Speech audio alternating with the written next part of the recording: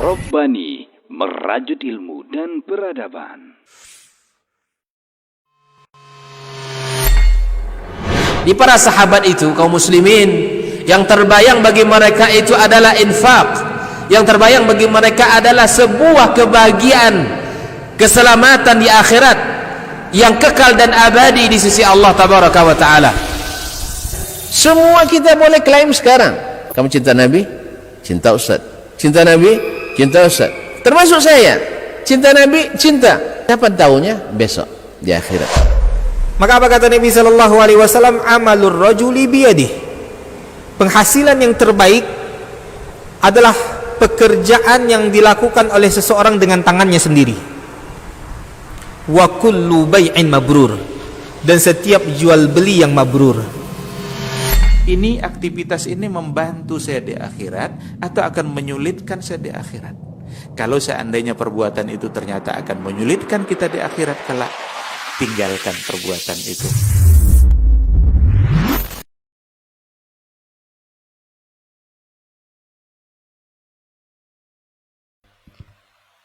Bismillah.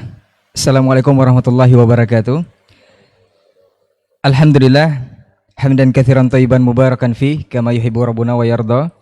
Asyhadu an la ilaha illallah, asyhadu anna Muhammadan abduhu wa rasuluh, la nabiyya ba'dah, amma ba'du. 91,1 FM Radio Robbani, merajut ilmu dan peradaban, generasi Robbani dan pemirsa KMTV dimanapun Anda bisa menyimak dan menyaksikan siaran kita. Alhamdulillah di pagi ini atau di kesempatan hari ini kita kembali dimudahkan untuk kembali berjumpa di program rutin kita setiap Selasa pagi, di program Diktat, Dialog Keilmuan Islam bersama Ustadz. Taib, untuk kesempatan hari ini kita bersyukur kepada Allah Subhanahu wa Ta'ala atas segala bentuk nikmat dan juga rahmatnya kepada kita bersama. Kemudian salawat dan salam kepada Nabi Muhammad sallallahu alaihi wasallam selaku qudwah kita dalam kehidupan. Kita bermohon salawat ini tersampaikan selalu hendaknya kepada seluruh keluarga beliau, kepada para sahabat dan juga kepada orang-orang yang tentunya istiqamah menjaga dan menjalankan ajaran serta sunnah-sunnah beliau hingga hari kiamat nanti. Taib, generasi Robbani dimanapun antum berada, pemirsa KMTV dimanapun bisa menyimak siaran kita di kesempatan hari ini. Untuk hari ini kita akan mencoba membicarakan atau mendiskusikan mengangkat tema yaitu dari Madinah membangun peradaban dunia. Nanti seperti biasa akan disampaikan oleh para narasumber kita yang alhamdulillah sudah hadir di studio di sela-sela kesibukan dan padatnya waktu mereka. Seperti biasa nanti akan dijabarkan satu persatu dari narasumber kita dan nanti di sesi kedua antum juga bisa berdiskusi atau lebih bertanya jawab mengenai tema yang kita bahas di 081273335531 melalui telepon ataupun pesan singkat di layanan WhatsApp. Dan nanti bisa menyimak siaran kita live di laman Facebook di Radio Robbani 91,1 FM, di KMTV dan juga banyak lagi channel dakwah yang insya Allah bekerja sama dan juga ikut menyebarluaskan kajian kita di kesempatan hari ini. Taib, generasi Robbani dan pemirsa KMTV, kita juga mengingatkan untuk selalu menjaga protokol kesehatan COVID-19 dan kita buka diktat untuk kesempatan hari ini dengan ucapan basmalah. Bismillahirrahmanirrahim. Taib, generasi Robbani dan pemirsa KMTV dimanapun antum berada, kita sapa dulu narasumber yang sudah hadir di studio. Untuk pertama kita sapa Ustadz kita, Ustadz Dr. Dasman Yahya Ma'ali LCM Hafizahullahu Ta'ala. Assalamualaikum warahmatullahi wabarakatuh Ustadz. Apa kabar Ustaz? Alhamdulillah sehat Ustaz ya, Masya Allah. Taib, selanjutnya Ustaz Dr. Hidayatullah Ismail LCM Hafizahullah Ta'ala. Assalamualaikum Ustaz. Apa kabar Ustaz? Sehat Ustaz ya? Alhamdulillah Ustaz. Kemudian Ustaz Dr. Helmi Basri LCM Hafizahullah Ta'ala. Assalamualaikum Ustaz. Sehat Ustaz? Alhamdulillah, Masya Allah. Taib, generasi Robbani dan pemirsa KMTV, kita langsung saja kepada pembahasan untuk hari ini seperti biasa. Kita mulai dari yang pojok sebelah kiri kalau dari saya. Kita persilahkan atau kita minta kepada guru kita Ustaz Dr. Dasman Yahya Ma'ali LCM Hafizahullah Ta'ala mengenai tema kita dari Madinah membangun peradaban dunia. Fadhal Ustaz.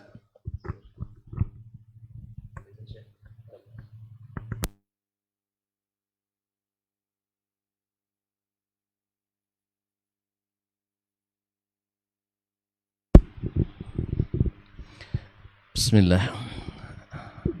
Assalamualaikum warahmatullahi wabarakatuh. Alhamdulillah ذي الجلال والإكرام صاحب الطول والإنعام أحمده سبحانه وتعالى على نعمه العظام وأشكره على آلائه الجسام أشهد أن لا إله إلا الله وحده لا شريك له الملك العلام وأشهد أن محمدا عبده ورسوله سيد الأنام وحامل راية الإيمان والإسلام عليه أفضل الصلاة وأتم السلام وعلى آله وأصحابه القادة الأعلام ومن تبعهم بإحسان ما تعاقبت الليالي والأيام أما بعد فأولى ما يفتتح به الكلام في مثل هذا المقام الوصية بتقوى الله الملك العلام وطاعته على الدوام فإن تقوى الله أعلى نسب وإن طاعته أغلى مكتسب إن أكرمكم عند الله أتقاكم وتزودوا فإن خير الزاد التقوى واتقون يا أولي الألباب معاشر الحاضرين والمستمعين والمستمعات والمشاهدين والمشاهدات masyayikh yang hadir pada acara dialog ini, Fadilatu Ad-Doktor Hidayatullah Ismail wa Ma'ali Doktor Helmi Basri Ad-Dawudi dan saudaraku Ray Imran selaku host dan pembawa acara pada kesempatan ini, dan para ustadz, para rekan di KMTV dan Rabbani 91,1 FM, serta para pemirsa, para pendengar, kaum muslimin dan muslimat yang senantiasa dilimpahi rahmat dimanapun berada. Sekali lagi kita diberi Allah kesempatan yang mudah-mudahan sebagai sarana menambah iman, mengokohkan Islam, sekaligus mudah-mudahan menjadi sarana penjalin ukhuwah Islamiyah, membangun al-wahdah al-Islamiyah dan mengembalikan umat kepada al-hadarah al-Islamiyatil ula yang dibangun di atas Alkitab wa Sunnah menurut pemahaman as-salafus salih min hazil ummah, generasi yang telah mendapatkan rekomendasi dari Allah tabaraka wa ta'ala dan dari Nabi alaihi salatu wassalam. Allah menyebut mereka sebagai kaum radhiyallahu anhum wa radu'an, dan Nabi menggelari mereka dengan khairul qurun, dan bahwasanya mereka adalah generasi yang dijamin selamat, ijma' mereka maksum, dan merekalah yang dijamin masuk surga. Tentu ibarat air di hulu selalu jernih, di sumbernya yang asli selalu jernih, semakin ke hilir biasanya semakin keruh. Oleh itu salah satu dari latar belakang dan tujuan daripada dialog kita ini insyaallah adalah ingin mengajak utamanya kami-kami ini, kemudian saudara-saudaraku baik yang mendengar maupun yang menyaksikan dan sekaligus yang hadir, untuk sama-sama mencari ke hulu. Kalau dulu orang kesulitan Ustaz ya mencari hulu itu, karena map Google belum ada, Syekh Google belum ada juga. Kemudian transportasi, alat komunikasi serba terbatas. Tapi hari ini dunia seperti semuanya di atas sehelai kertas, sehingga informasi boleh dikatakan hampir tidak ada batas. Nah, ingin mengetahui yang asli bisa diakses dengan sangat mudah hari ini. Sebagaimana yang tidak asli pun bisa diketahui dengan mudah pula dan dibedakan. Tergantung kita hari ini memilih produk asli atau produk KW atau yang apa istilahnya assembling atau tiruan. Oleh itu, mudah-mudahan Allah SWT memberkahi kita, acara kita, studio kita, dan radio kita, serta seluruh kaum muslimin dan muslimat dimanapun berada, khususnya di pagi yang cerah ini. Semoga juga mencerahkan hati dan iman kita. Semoga doa Nabi SAW, Allahumma barik li ummati fi bukuriha, meliputi kita. Amin ya rabbal alamin. Ma'asyiral kiram wal karimat, Bapak dan Ibu, saudara-saudari, baik yang hadir mendengarkan atau menyaksikan.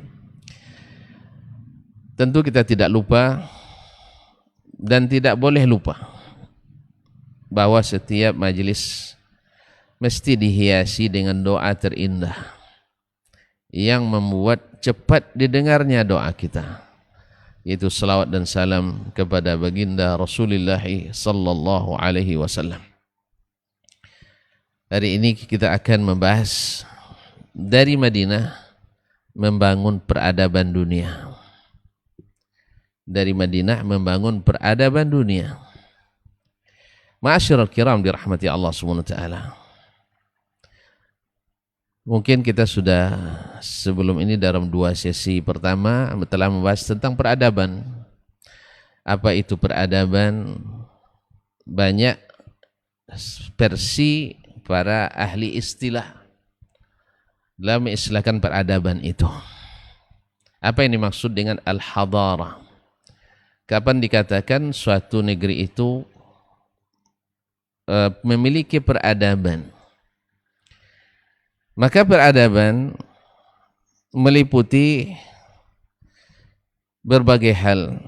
Di dalam definisi yang pada umumnya terkandung di dalamnya adalah yaitu majmu'ah minal aqaid, yaitu suatu rantaian atau suatu kumpulan keyakinan-keyakinan, wal mabadi' dan prinsip-prinsip atau kaedah-kaedah al-munadzimah lil mujtama' yang membuat teraturnya masyarakat, wa tumathil natija an-nasat al-bashari, dan mengimplementasikan atau mengimplementasikan kegiatan kemanusiaan fi mukhtalifil majalat, di dalam semua atau di dalam berbagai aspek, di dalam berbagai aspek dan segi.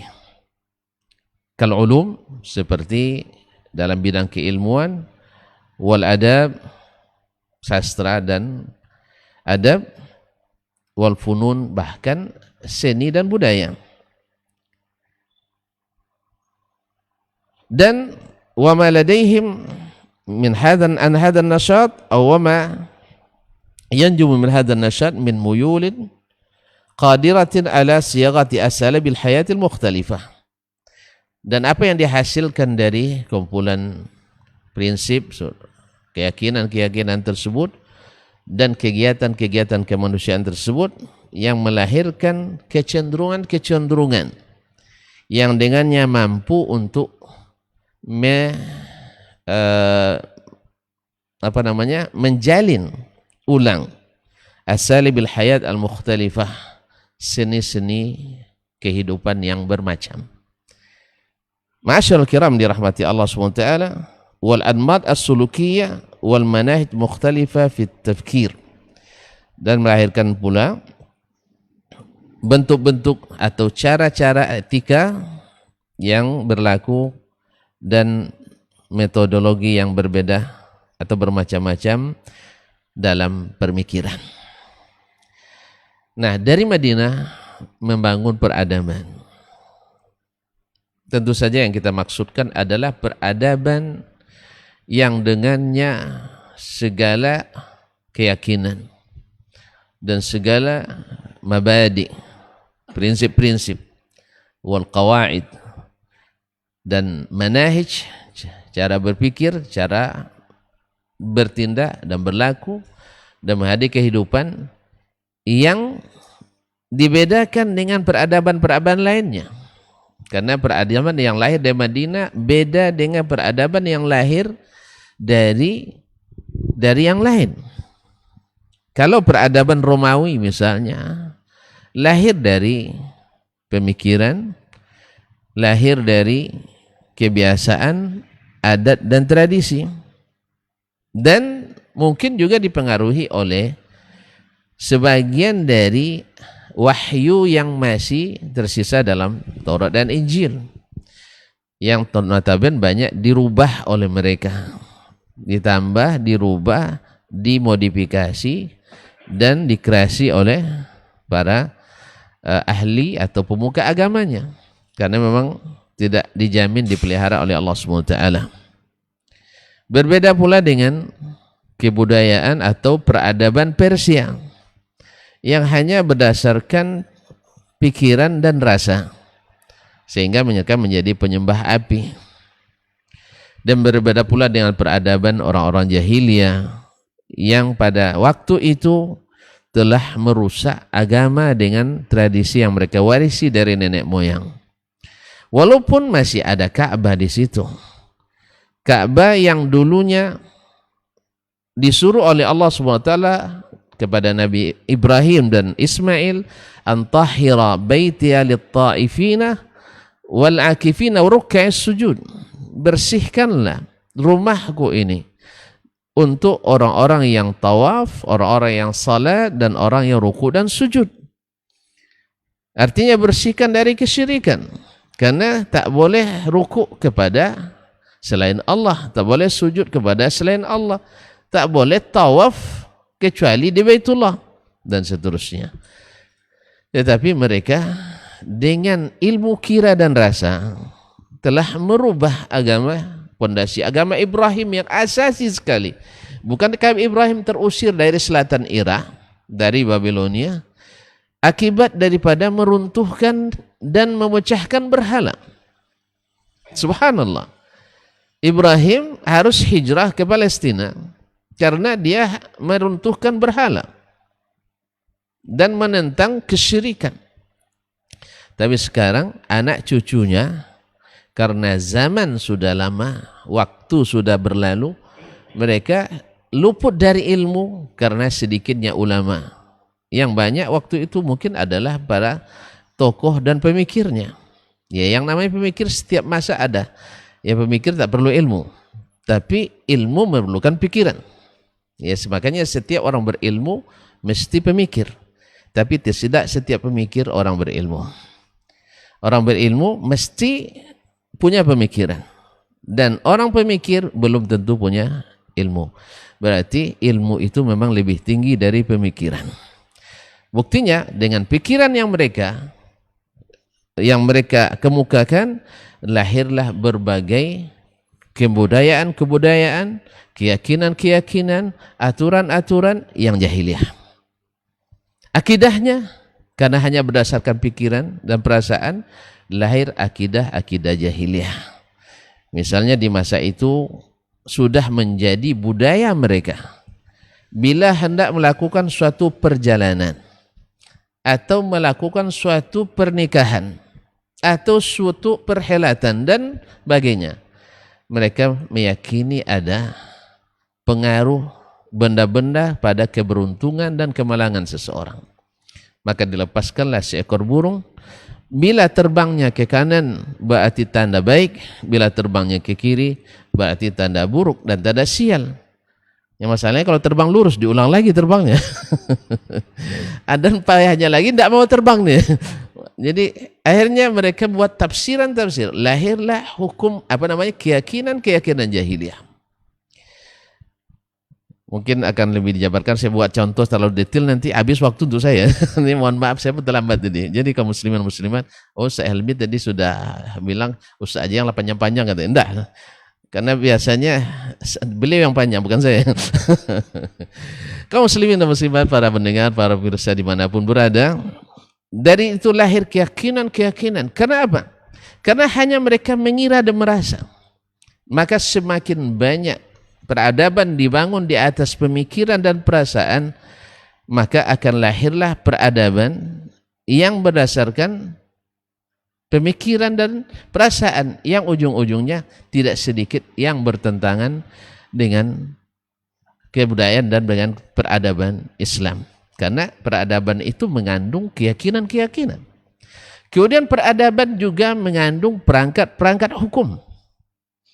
Nah, di saat hukum tidak berlandaskan kepada ilmu, wahyu, lahirlah perangkat-perangkat hukum yang juga jahiliyah. Akibat apa? Akibat perasaan dan pemikiran semata. Ketika orang-orang yang akan memutuskan hukum itu dengan perasaannya, di mana ada kecenderungannya untuk melakukan penyelewengan seksual misalnya, maka bagi mereka itu adalah aturan yang bagus. Sehingga harus aspirasi ini dan inspirasi ini harus ada penyaluran. Bila ada perempuan suka pada perempuan, laki-laki gandrung pada laki-laki, atau orang nak merubah kelaminnya dari jantan ke betina, maka kalau itu karena keinginan, maka bagi mereka berdasarkan pikiran dan perasaan itu boleh-boleh saja. Bahkan tidak sedikit yang menjadi pembela. Lahirlah namanya draft atau rencana undang-undang LGBT. Kalau di negeri kita alhamdulillah masih belum. Dan semoga tidak. Tapi di negeri yang jahiliyah beneran, yang tak ada wahyu di sana, tidak dominan, maka lahirlah undang-undang tersebut dan dianggap sebagai finalnya aturan. Padahal berapa kerusakan yang ditimbulkan oleh itu, dan mereka sendiri sebenarnya dalam riset-riset mereka sudah membuktikan rusaknya tadi. Di saat pakai perasaan, maka lahirlah juga aturan-aturan jahiliyah. Misalnya kita, anak kos kita, kalau bertamu laki-laki ke tempat perempuan sampai jam 10 masih boleh. Tapi kalau di atas jam 10 sudah tidak boleh. Dikiranya di maghrib orang tidak berzina. Karena perasaan, main rasa. Padahal Islam sudah memberikan aturan dengan wahyu. Kalau anak gadis sudah balik, segera nikahkan. Anak laki-laki sudah ingin pada perempuan, segera nikahkan. Tetapi kita kadang dengan perasaan, kalau nikah cepat, masih anak-anak. Akhirnya dah besar pun masih merasa anak-anak. Ya Ustaz ya, dah 27 tahun, apa nikah lah nih? Masih anak-anak baru, masih merasa anak-anak dan masih sibuk. Demikian pula dengan tradisi dan budaya. Mereka sangat mudah menjadikan sesuatu budaya, kebiasaan misalnya. Kalau budaya suatu tempat itu, misalnya zina legal, mereka di Makkah dulu, di Makkah. Orang-orang jahiliyah dengan perasaan dan pikirannya, daripada bebas kemana-mana lebih baik dipasang bendera di rumah masing-masing sehingga pelanggan datang ke rumah. Dan tentu saja akibat dari aturan yang jahiliyah ini, yang tidak berdasarkan ilmu ini, lahir pula anak-anak yang tidak berayah atau anak-anak zina. Akhirnya mereka buat aturan pula. Siapa yang ditunjuk oleh ahli DNA waktu itu, Al-Qafi, maka ditunjuk sebagai ayah, maka tak bisa menolak. Langsung dicatat di Dinas Pencatatan Sipil dan Kependudukan. Demikianlah. Semuanya berdasarkan ini. Inilah budaya jahiliyah. Dan demikian juga dengan akhlak dan adab. Ma'asyarul kiram dirahmati Allah SWT. Dan bagaimana cara kehidupan ekonomi, muamalah sampai riba menjadi pondasi kehidupan ekonomi dan seterusnya. akan dikembangkan oleh masyayikh, kan masih banyak, boleh saya ambil semuanya. Masyaallah kiram dirahmati Allah.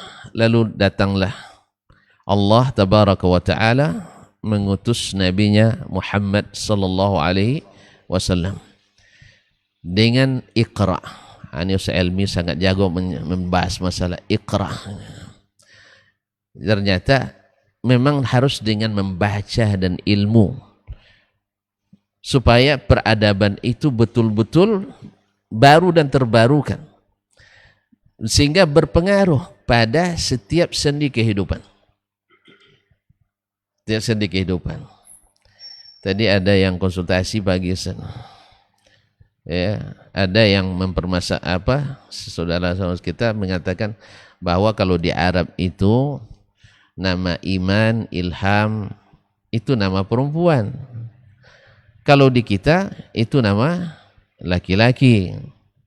Khuzaimah di kita nama perempuan, di Arab nama laki-laki. Ada yang protes habis-habisan itu. Ini nggak ada dalilnya ini, kata. Ini masalah budaya, maka minta dalil pula kaum muslimin dan muslimat rahmati Allah SWT. Nah, ikhwani fillah. Dulu ya kita untuk mengetahui ini kan harus lama pula ke Arab kan. Sekarang enggak. Tinggal searching nanti Asmaul Banat. Maka Anda akan dapatkan di situ orang Arab menamakan anak-anak perempuannya diantaranya Ilham. Ya Ustaz ya. Di antara nama anak perempuannya adalah Syawal. Kalau kita Pak Syawal kan, kalau sana Bu Syawal. Itu beda. Syawal di Arab itu biasanya nama perempuan. Tapi kalau nak nama laki-laki, nama bulan Sya'ban, Ramadan, ya, itu ada nama Rajab. Rajab ada itu nama laki-laki. Jadi begitulah.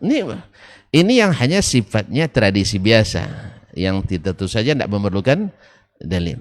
Intinya kita bisa cari pada hari ini ilmu itu dengan sangat mudah. Maka ketika turun ke Nabi SAW Iqra, dan beliau sendiri laisa biqari, ma ana biqari. Saya tak pandai baca. Apa yang mau saya baca? Ternyata yang dibaca itu ada yang tersurat dan ada juga yang tersirat. Dan yang tersurat itu ada yang orang lain menyuratkan, ada yang kita bisa langsung, dan Nabi tidak bisa menyuratkannya. Tapi beliau bisa membaca itu dan membaca dengan yang tersirat. Masyaallah kiram dirahmati Allah. Akhirnya Nabi SAW atas bimbingan Allah tabaraka wa ta'ala, karena peradaban umat pada waktu itu, yang peradaban kan mengandung akidah, keyakinan, mengandung prinsip-prinsip, mengandung hukum-hukum, mengandung tata-tata dan etika dan estetika.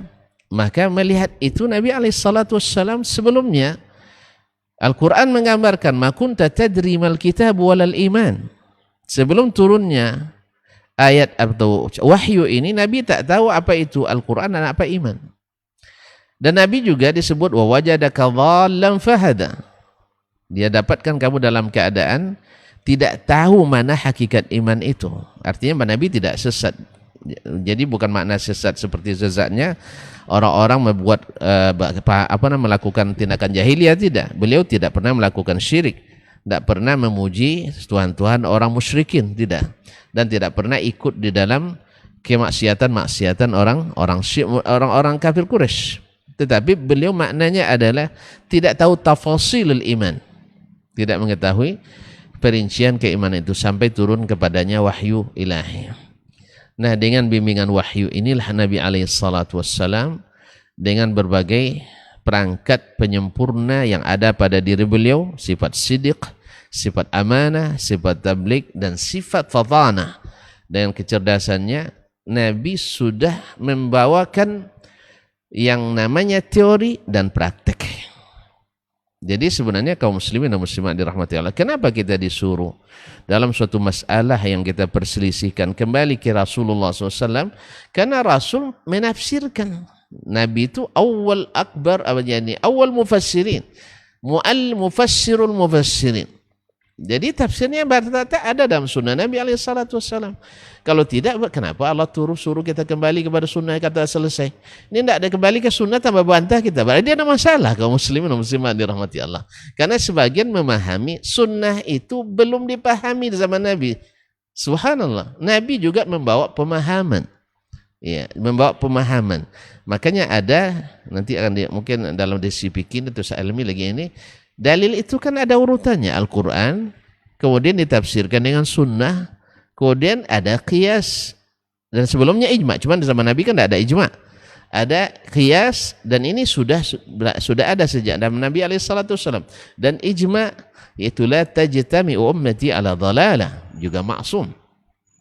Nah ini semua perangkat ini semuanya sunnah. Qiyas itu sebenarnya sunnah. Sebab di zaman Nabi sudah dipraktekkan.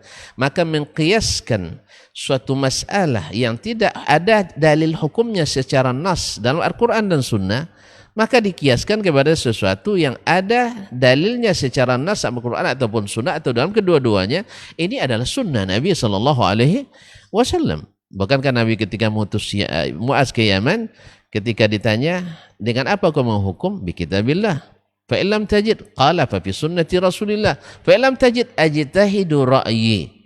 Saya akan berijtihad. Walaupun hadis ini didaifkan oleh sebagian, tetapi kasus-kasus ijtihad qiyas di zaman Nabi dan dalam Al-Quran sendiri sudah banyak. Oleh itu ikhwani kaum muslimin dan muslimat dirahmati Allah, yang dirahmati Allah, maka datanglah wahyu ke Nabi SAW. Cuma Makkah waktu itu karena mereka menjadi pusat peradaban jahiliyah, maka untuk merubahnya Nabi SAW memang dihadapkan pada penentangan.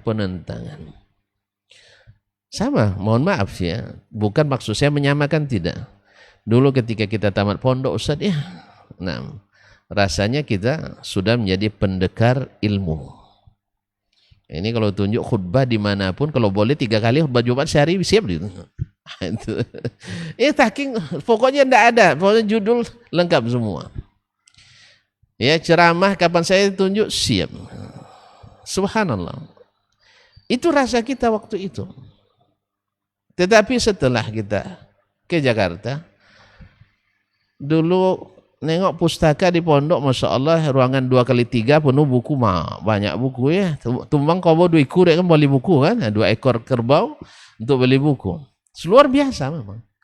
Dan kita sudah baca kitab-kitab besar, ya sekelas Kifayatul Akhyar, ya Ustaz ya, sekelas kitab I'anatul Talibin tapi hasyiah ya. Kemudian Bidayatul Mujtahid, dan luar biasa. Cuman saya tertawa sendiri setelah saya sudah dewasa, tertawa sendiri saya. Sebab rupanya dulu Kifayatul Akhyar, Kitabut Taharah, Kitabus Salah. Ganti ke I'anut Talibin, Kitabut Taharah, Kitabus Salah. Nanti ganti kitab fikihnya Baitul Mujtahid, Kitabut Taharah, Kitabus Salah. Dan itu membuat saya bertanya dengan kawan-kawan di seluruh Indonesia yang pernah saya bertemu di pesantren manapun, yang khususnya yang besar-besar, saya tanya, ada tuan-tuan menamatkan kitab fikih di pesantren dari awal sampai akhir dengan guru? Alhamdulillah rata-rata jawabannya tidak ada. Alhamdulillah jawabannya tidak ada. Sebab kalau ada kan kita tidak belajar ke situ kan. Ternyata ada hampir jawabannya, ya kalau mau dikatakan 99% mengatakan tidak pernah. Ada 1, 2, 3 yang menamatkan tapi atas inisiatif dan obsesinya yang tinggi dari yang lain. Bisa dia tamatkan dengan guru atau dia tamatkan sendiri. Ada, tapi itu mungkin payah dulu ya, bukan sekarang. Sekarang mungkin lebih parah lagi mungkin. Dulu, ya dulu. Saya ingat waktu muzakarah di Darun, Masya Allah, muzakarah, memang muzakarah judulnya tafsir atau fikih kan, tapi lebih banyak i'rab yang dibahas. Ya. Fa'il, maf'ulun bihi atau maf'ul mutlak dan sebagainya. Tapi alhamdulillah ada untungnya, banyak pula melahirkan pakar-pakar nahwu dan sharaf. Cuman bahasa Arab belum. Nah, jadi kalau belajar bahasa Arab waktu itu bercakap masih banyak juga salah nahwu sharafnya. Karena tidak biasa belajar berbicara itu. Itu saya bercerita tentang saya dan yang saya angkat ini di bawah saya memang dulu. Kaum muslimin dan muslimat dirahmati Allah SWT. Nah, dengan wahyu ini, Nabi sebenarnya sudah mencontohkan bagaimana mengolah Al-Quran, bagaimana mengolah hadis Nabi SAW, bagaimana prakteknya langsung. Kecuali hal-hal yang tidak ada di zaman Nabi, lalu ada di zaman kita, ulama menyebutnya nanti ada dengan berbagai kaedah lain seperti al-masalih al-mursalah. Tapi ada juga al-masalih al-mulgha. Ada zaman Nabi tapi tidak disalahkan, sengaja tinggalkan, itu al-masalih al-mulgha. Jadi ada masalih mu'tabarah, ada masalih ghairu mu'tabarah, dan ini memerlukan keakraban kita dengan dasar utama hadara Islamnya, peradaban Islam, yaitu Al-Quran dan Sunnah Nabi SAW. Nah, Makkah waktu itu belum begitu subur untuk dakwah, tetapi Allah ingin Nabi itu punya usaha keras, karena Nabi ulul azmi minar rusul. Jadi harus 13 tahun menanamkan pondasi-pondasi akidah, tapi tidak seberapa yang mau menerima. Ya, buktinya ketika perang Badar, perang Badar yang dah gabung Muhajirin dan Ansar, pasukan Islam hanya sekitar 313 orang. 13 orang. Sedangkan musyrikin 1000. Lebih banyak musyrikin Mekah. Next sudah gabungan cuma Muhajirin Ansar ini. Di perang Uhud 1000. Habis itu pulang pula 300 lebih bersama kaum munafikin. Dan subhanallah, memang tantangan dakwah Madinah lain lagi. Kau di sana musyrikin jelas head to head. Oh, di sini enggak, menikam teman seiring, menjingkang orang di depan. Ginilah munafikin. Jadi munafikin bila terlihat lahir, berarti orang Islam sedang kuat. Maksudnya kalau munafikin ada, mereka sembunyi-sembunyi kan, di berdepan tidak berani, itu berarti umat Islam dalam keadaan kuat. Tapi bila kaum musyrikin berkoar-koar, sudah nampak batang hidungnya, berani dia menunjukkan jati dirinya, berarti umat Islam dalam keadaan lemah. Makanya di Mekah mereka berkuasa, dominasi. Makanya mereka nampak tidak ada munafikin di Mekah. Tapi di Madinah kekuatan Islam sudah mulai nampak dan tumbuh dengan prinsip-prinsip akidah berdasarkan wahyu, prinsip-prinsip hukum berdasarkan wahyu, dengan prinsip-prinsip budaya berdasarkan wahyu. Dari sinilah bertolaknya peradaban yang mempengaruhi dunia, hampir 2/3 dunia, menjadi negeri yang pernah mendapatkan siraman, mendapatkan akses kepada peradaban Islam. Mereka sendiri kaum muslimin dan muslimat dirahmati Allah di segala sisi. Di segala sisi. Sampai-sampai ada utusan Persia datang ke Madinah menjumpai Umar bin Al-Khattab radhiyallahu taala anhu. Dia bertanya di mana istananya Umar, sebab orang yang kekuasaannya melebihi 2 kali kekuasaan Imperium Persia, karena hampir 2/3 di masa Umar itu sudah masuk dalam pangkuan Islam. Nah, tentu dia membayangkan istana yang luar biasa, karena di Persia istana mereka sangat megah. Sampai hari ini permadani Persia itu masih menjadi kualitas tertinggi di dunia. Ya, permadani Persia, kalau produk Iran sekarang dan produk Turki itu ada, dan di bawahnya itu adalah Belgia. Ini adalah permadani paling berkualitas di dunia. Mungkin Ustaz Dayat ini paling paham itu ya. Banyak permadani dari Turki, Ustaz. Jadi permadani masih, karena memang dari dulu mereka sudah maju dalam produk ini. Sebagaimana mesin kita di Jerman biasanya lebih kokoh daripada mesin Jepang, apalagi mesin Cina, apalagi mesin Garuda Sakti. Kaum muslimin dan muslimat dirahmati Allah SWT. Nah, dari Madinah menyebarlah cahaya membawa peradaban ini. Pertama, keyakinan. Keyakinan yang tidak berdasarkan kepada wahyu adalah keyakinan yang rapuh. Maka orang jahiliyah dulu kenapa masuk patung? Karena mereka tidak berdasarkan ilmu. Dilihat oleh Amr bin Lu'ay al-Khuzai. Dia berjalan ke Syam, dilihatnya gereja-gereja ada patung Bunda Maria, ada patung Nabi Isa al-Masih. Lalu ditanya, ini apa? Untuk mendekatkan diri, untuk dijadikan sebagai apa istilahnya, replikanya Tuhan mereka.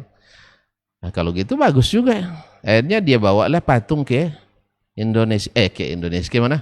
Ke Makkah.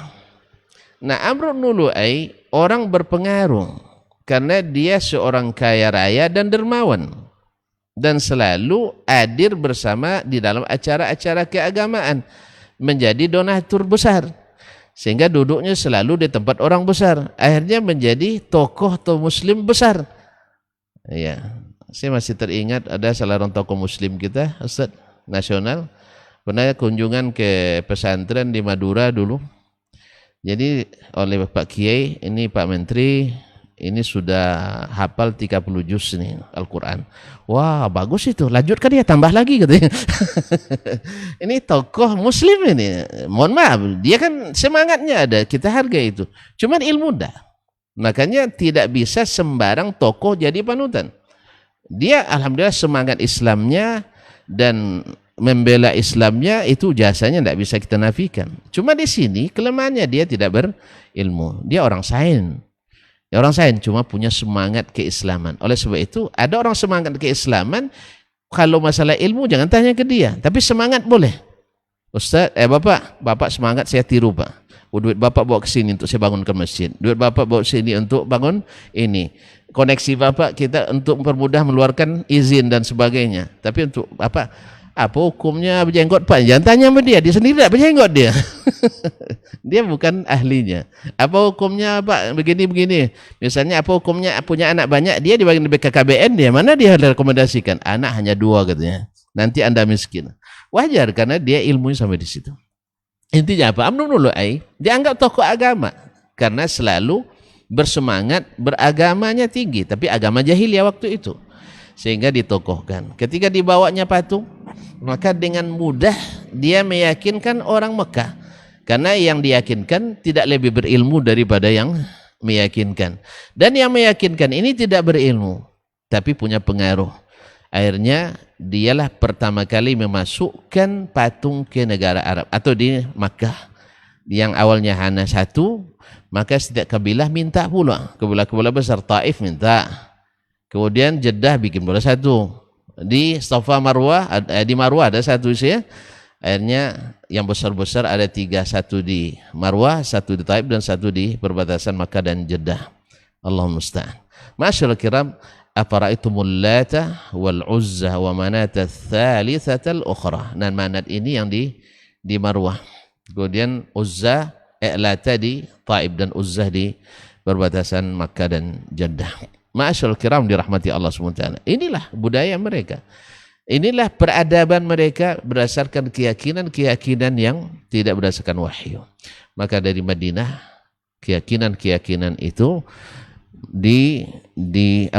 dibersihkan. Masuklah Islam misalnya ke Syam yang waktu itu Imperium Romawi. Yang awalnya banyak orang yang terpengaruh dengan yang namanya bertuhan kepada selain Allah, lalu datang qul la ilaha illallah Muhammadur Rasulullah. Ini asas pertamanya, yakin bahwa Allah tidak ada yang berhak diibadati kecuali Allah, dan yakin bahwa jalan selamat untuk menuju Allah adalah Rasulullah sallallahu alaihi wasallam. Keyakinan ini yang dikembangkan.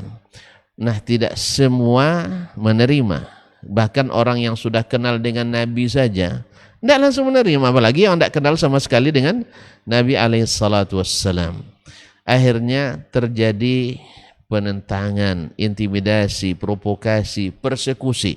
Itu sudah ada sejak zaman Nabi alaihissalam. Bahkan perang informasi. Ya, perang informasi sejak Mekah lagi. Nabi didiskreditkan, Nabi dituduh gila, penyihir dan sebagainya.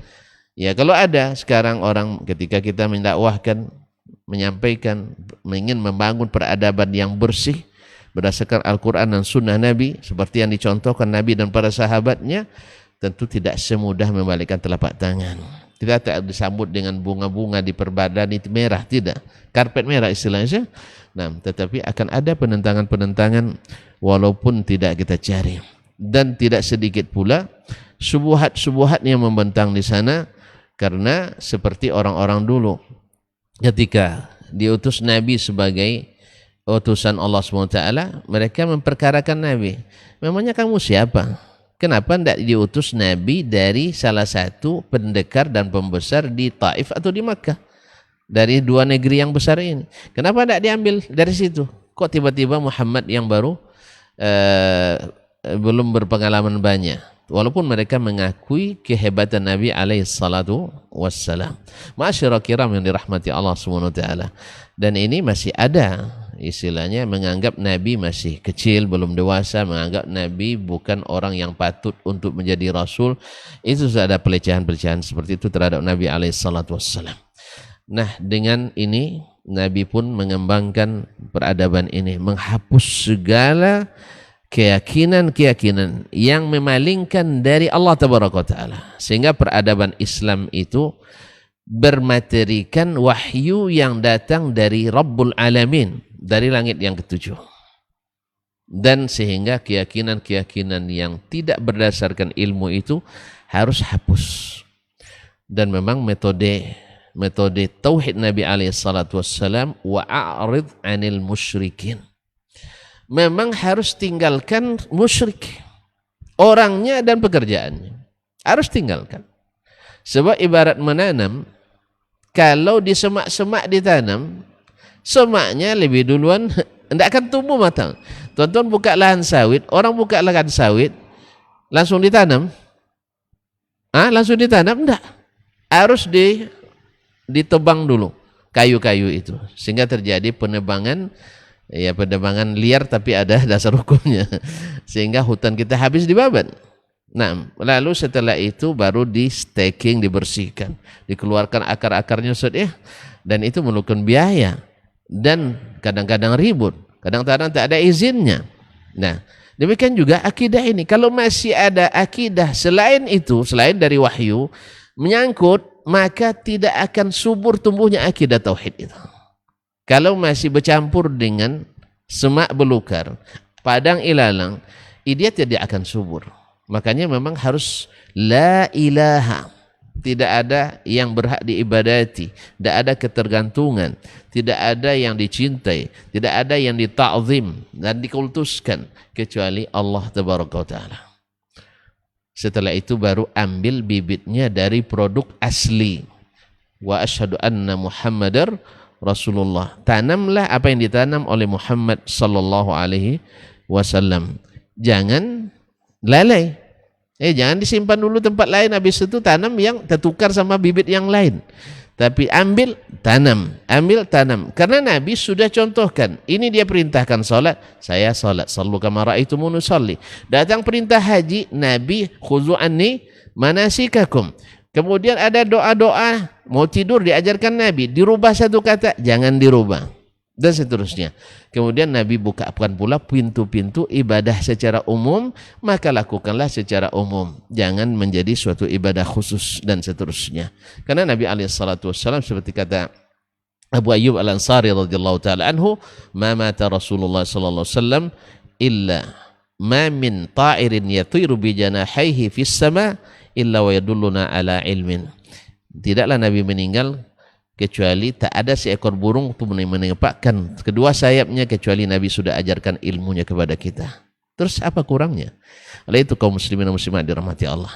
Kemudian di Madinah, ya setelah Nabi SAW membangun keperadaban yang tak pernah dikenal sebelumnya. Dari suku Aus dan Khazraj berkelahi sepanjang masa. Sepanjang masa berkelahi, berkalau terus. Karena orang Yahudi adu domba terus mereka. Kita kalau jauh dari Islam mudah diadu. Ya, mudah diadu. Sesama Ahlussunnah aja mudah diadu. Karena apa? Karena kita tidak berpegang teguh. Akhirnya nanti masing-masing saling menuduh. Wang mulai, kamu yang mulai, kamu yang mulai, kamu yang. Tidak tahu siapa yang mulai. Yang sekarang yang kita bisa tahu, hentikan. Kan bisa kita hentikan. Tidak usah cari siapa yang mulai sekarang. Karena semua akan mengatakan kamu yang mulai. Kalau udah bantah kan ada yang ngaku dia yang mulai itu. Tidak ada yang begitu. Semuanya akan mengatakan dia yang mulai. Dia yang caci saya. Akhirnya saya balas. Yang satu bilang, kan kamu dulu yang mencela saya dan sebagainya. Kamu yang nuduh saya dan seterusnya. Tapi untuk kembali kita ada. Kata Nabi, kata Allah SWT, fa in tanaza'tum fi syai'in faruddu ila Allahi war Rasul. Kemudian Nabi SAW akan melihat, kalian akan melihat perselisihan yang banyak. Balik ke sunnah dan sunnah khulafa ar-rasyidin. Bagaimana baliknya? Alhamdulillah ada ulama sahabat, ada ulama tabi'in. Nah, di setiap kasus bawakan ke situ. Ketika Umar dulu membuat sesuatu aneh, Umar cukup sampai di situ aja, ditambah lagi. Iya kan? Nanti karena Umar menyatukan umat dengan salat tarawih dengan satu imam, ya kita tambah lagi dengan prosesi lain. Kan Umar buat, tapi Umar tidak buat yang kita buat. Kan Ustaz ya? Misalnya Umar radhiyallahu taala anhu, anggaplah dia melakukan bid'ah hasanah di sini. Lalu dia kumpulkan orang dengan dalam salat tarawih dengan satu imam. Itu ikuti, karena memang ikuti Umar disuruh oleh Nabi SAW. Tapi Umar, apakah beliau melakukan sesuatu atau menambah sesuatu selain itu? Tidak. Andainya dia tambah, kita ikuti, karena mengikuti Umar rekomendasi Nabi SAW. Jangan jadi akan alasan ketika Umar menambah, kita tambah lagi dengan yang lain. Tambahan Umar direkomended oleh Nabi SAW, tambahan kita tidak. Makanya kaum muslimin dan muslimat dirahmati Allah, maka perbuatan al-khulafa ar-rasyidin tidak dimasukkan dalam bid'atun mardudah, tapi dia adalah, kalau dikatakan bid'ah berarti bid'ah hasanah makbulah, karena itu bid'ah menurut bahasa, bukan menambah-nambah sesuatu karena dia sunnah, karena ada perintah Nabi ikuti mereka. Karena sunnah itu bagi tiga, qauliyah, fi'liyah, dan takririyah, dan ini masuk sunnah qauliyah takririyah, karena Nabi katakan ikut sunnah para khulafa. Ma'asyiral kiram dirahmati Allah, dengan wahyu Nabi SAW membangun peradaban baru yang dari awalnya syirik menjadi bertauhid, yang awalnya ilmu mengikuti perasaan dan pikiran, sekarang mengikuti wahyu yang diturunkan dan diajarkan. Kemudian dari awalnya produk hukum hanya berdasarkan studi lapangan dan keinginan masyarakat, menjadi hukum yang dilahirkan daripada keinginan Allah dan kehendak Nabi kehendak Allah dan yang diajarkan oleh Rasulullah SAW. Bahkan Nabi sendiri, ya, ini Imam Syafi'i istimewa ketika membahas kitab Risalah, ketika menjelaskan kedudukan sunnah Nabi SAW, karena sebagian ulama, khusus ulama Iraq Al-Ahnaf, menganggap az-zaid ala nas itu tidak hujjah. Artinya yang tidak ada hukum dasarnya dalam Al-Quran, lalu hanya ada dalam sunnah, itu tidak kuat dasarnya. Maka Imam Syafi'i jelaskan, pertama, Nabi diwajibkan ikut Allah. Kedua, Nabi disebutkan oleh Nabi diwajibkan, dilarang untuk mengada-ngada sesuatu dalam agama kecuali dengan izin Allah. Yang ketiga, Nabi dijamin Allah dapat hidayah. Yang keempat, Nabi menjadi pemberi petunjuk bagi siapa yang mengikutinya. Berarti semua dalil menunjukkan kita mesti mengikuti Rasulullah SAW. Maka menerima hadis Nabi, walaupun tak ada dasar hukumnya dalam Al-Quran, adalah mengamalkan Al-Quranul Karim. Nah, sekarang mengikuti sahabat yang direkomendasi oleh Allah dan Rasul, itu adalah mengikuti sunnah Nabi SAW. Nah, peradaban inilah yang dikembangkan sampai ke Spanyol di barat, sampai ke Merauke di Indonesia, bahkan sampai ke Jepun, dan hampir tidak ada negeri kecuali sudah masuk Islam ke dalamnya. Dan siapapun yang jujur dalam melihat sejarah dan membaca sejarah, bahwasanya peradaban Islam ya'lu wa la yu'la alaih. Dari awalnya bermusuhan, ya, dulu karena kalah dalam pertandingan mereka ricuh. Seperti sekarang dah mulai lagi nampak Ustaznya, klub bola dengan klub bola akhirnya kalah, tidak mau terima supporternya yang bentrok sampai berdarah-darah, sampai ada yang mati. Nah, sekarang kita khawatir lagi pengikut mazhab dengan pengikut non-mazhab. 91,1 FM Radio Robani, Melaju Ilmu dan Peradaban. Generasi Robani dan pemirsa KMTV dimanapun Anda bisa menyimak siaran kita. Afwan, tadi sempat terhenti siaran kita karena ada trouble di networking. Dan kita kembali lagi untuk kesempatan hari ini di program Diktat, Dialog Keilmuan Islam bersama Ustadz, dengan tema Dari Madinah Membangun Peradaban Dunia. Setelah kita dengar tadi mukadimah atau penjelasan awal dari guru kita Ustadz Dr. Dasman Yahya Ma'ali LCMA Hafizahullah Ta'ala, Selanjutnya kita akan dengarkan pula bagaimana pendahuluan atau mukadimah dari guru kita Ustadz Dr. Hidayatullah Ismail LCMA hafizahullah taala. Fadhal Ustadz. Bismillahirrahmanirrahim. Assalamualaikum warahmatullahi wabarakatuh. Alhamdulillah, segala puji bagi Allah Subhanahu wa taala. Pada kesempatan yang penuh berkah ini kita membicarakan satu tema yang sangat besar di dalam Islam, membicarakan tentang sebuah perjuangan yang telah dilakukan oleh Rasulullah sallallahu alaihi wasallam.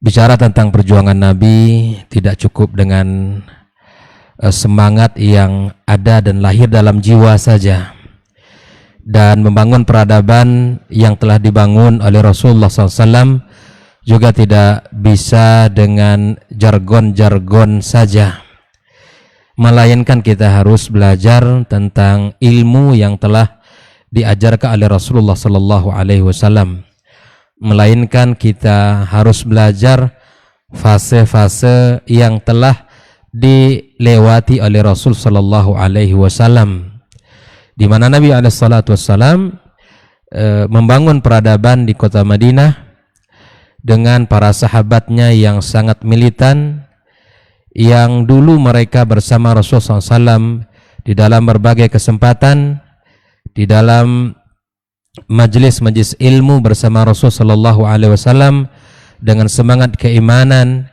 dan dengan sebuah tujuan dan visi yang besar pula. Oleh itu pada kesempatan ini kita mengangkat tema membangun peradaban. Dari Madinah kita membangun peradaban dunia. Luar biasa kalimat ini, dan mari kita buktikan dengan apa-apa yang telah dilakukan oleh Rasulullah SAW dengan para sahabatnya. Di awal guru kita Dr. Asman telah menyebutkan latar dan kondisi Mekah. Sebetulnya kota Mekah kota yang beruntung, karena disitulah diutusnya Rasul Sallallahu Alaihi Wasallam. Nabi diutus, wahyu turun, Jibril datang. Namun kota ini, seperti yang disampaikan tadi, bahwa kondisi kota Mekah adalah sebuah wilayah yang sudah merasa nyaman dengan keadaan seperti itu. Nyaman dengan keyakinan yang mereka yakini, karena mereka meyakini bahwa mereka ini berada pada millati abina Ibrahim. Tapi apakah itu benar? Tidak. Sumbernya dari mana? Tidak tahu. Mereka meyakini itu berdasarkan berita-berita, isu-isu belaka. Itu yang kalau bahasa guru kita tadi adalah ilmu rasa, ilmu kira-kira tadi, sehingga apa yang mereka yakini tidak ada kebenaran. Dan betul memang orang dimanapun kita berada, tidak hanya di kota Mekah, di wilayah, di kampung, di negeri, dimanapun kita berada, yang mereka tidak berada dalam keislaman tetapi mereka sudah merasa aman dan nyaman, itu memang taubatnya lambat. Terbukti kan taubatnya Ahlu Mekah, artinya Mekah ini bisa ditaklukkan oleh Nabi pada tahun setelah 8 tahun Nabi hijrah sallallahu alaihi wasallam. Dari sisi keyakinan, dari sisi budaya, dari sisi akhlak, mereka sudah nyaman dengan kondisi itu.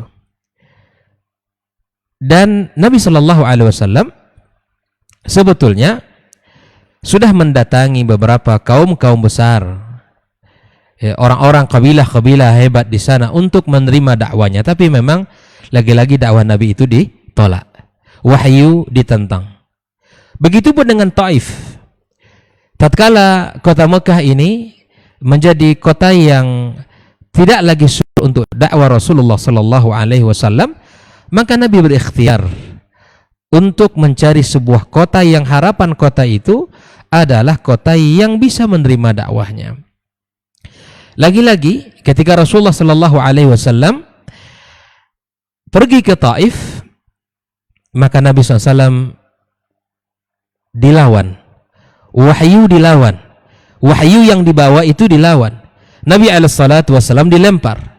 Maka ini pelajaran mahal untuk kita kaum muslimin, bahwa apabila wahyu, ya panduan yang Allah turunkan untuk kita, dan apabila ajaran Rasulullah SAW tidak diterima, dan bahkan ada usaha untuk menentangnya, maka yakinlah di situ tidak akan lahir peradaban, tidak akan muncul peradaban.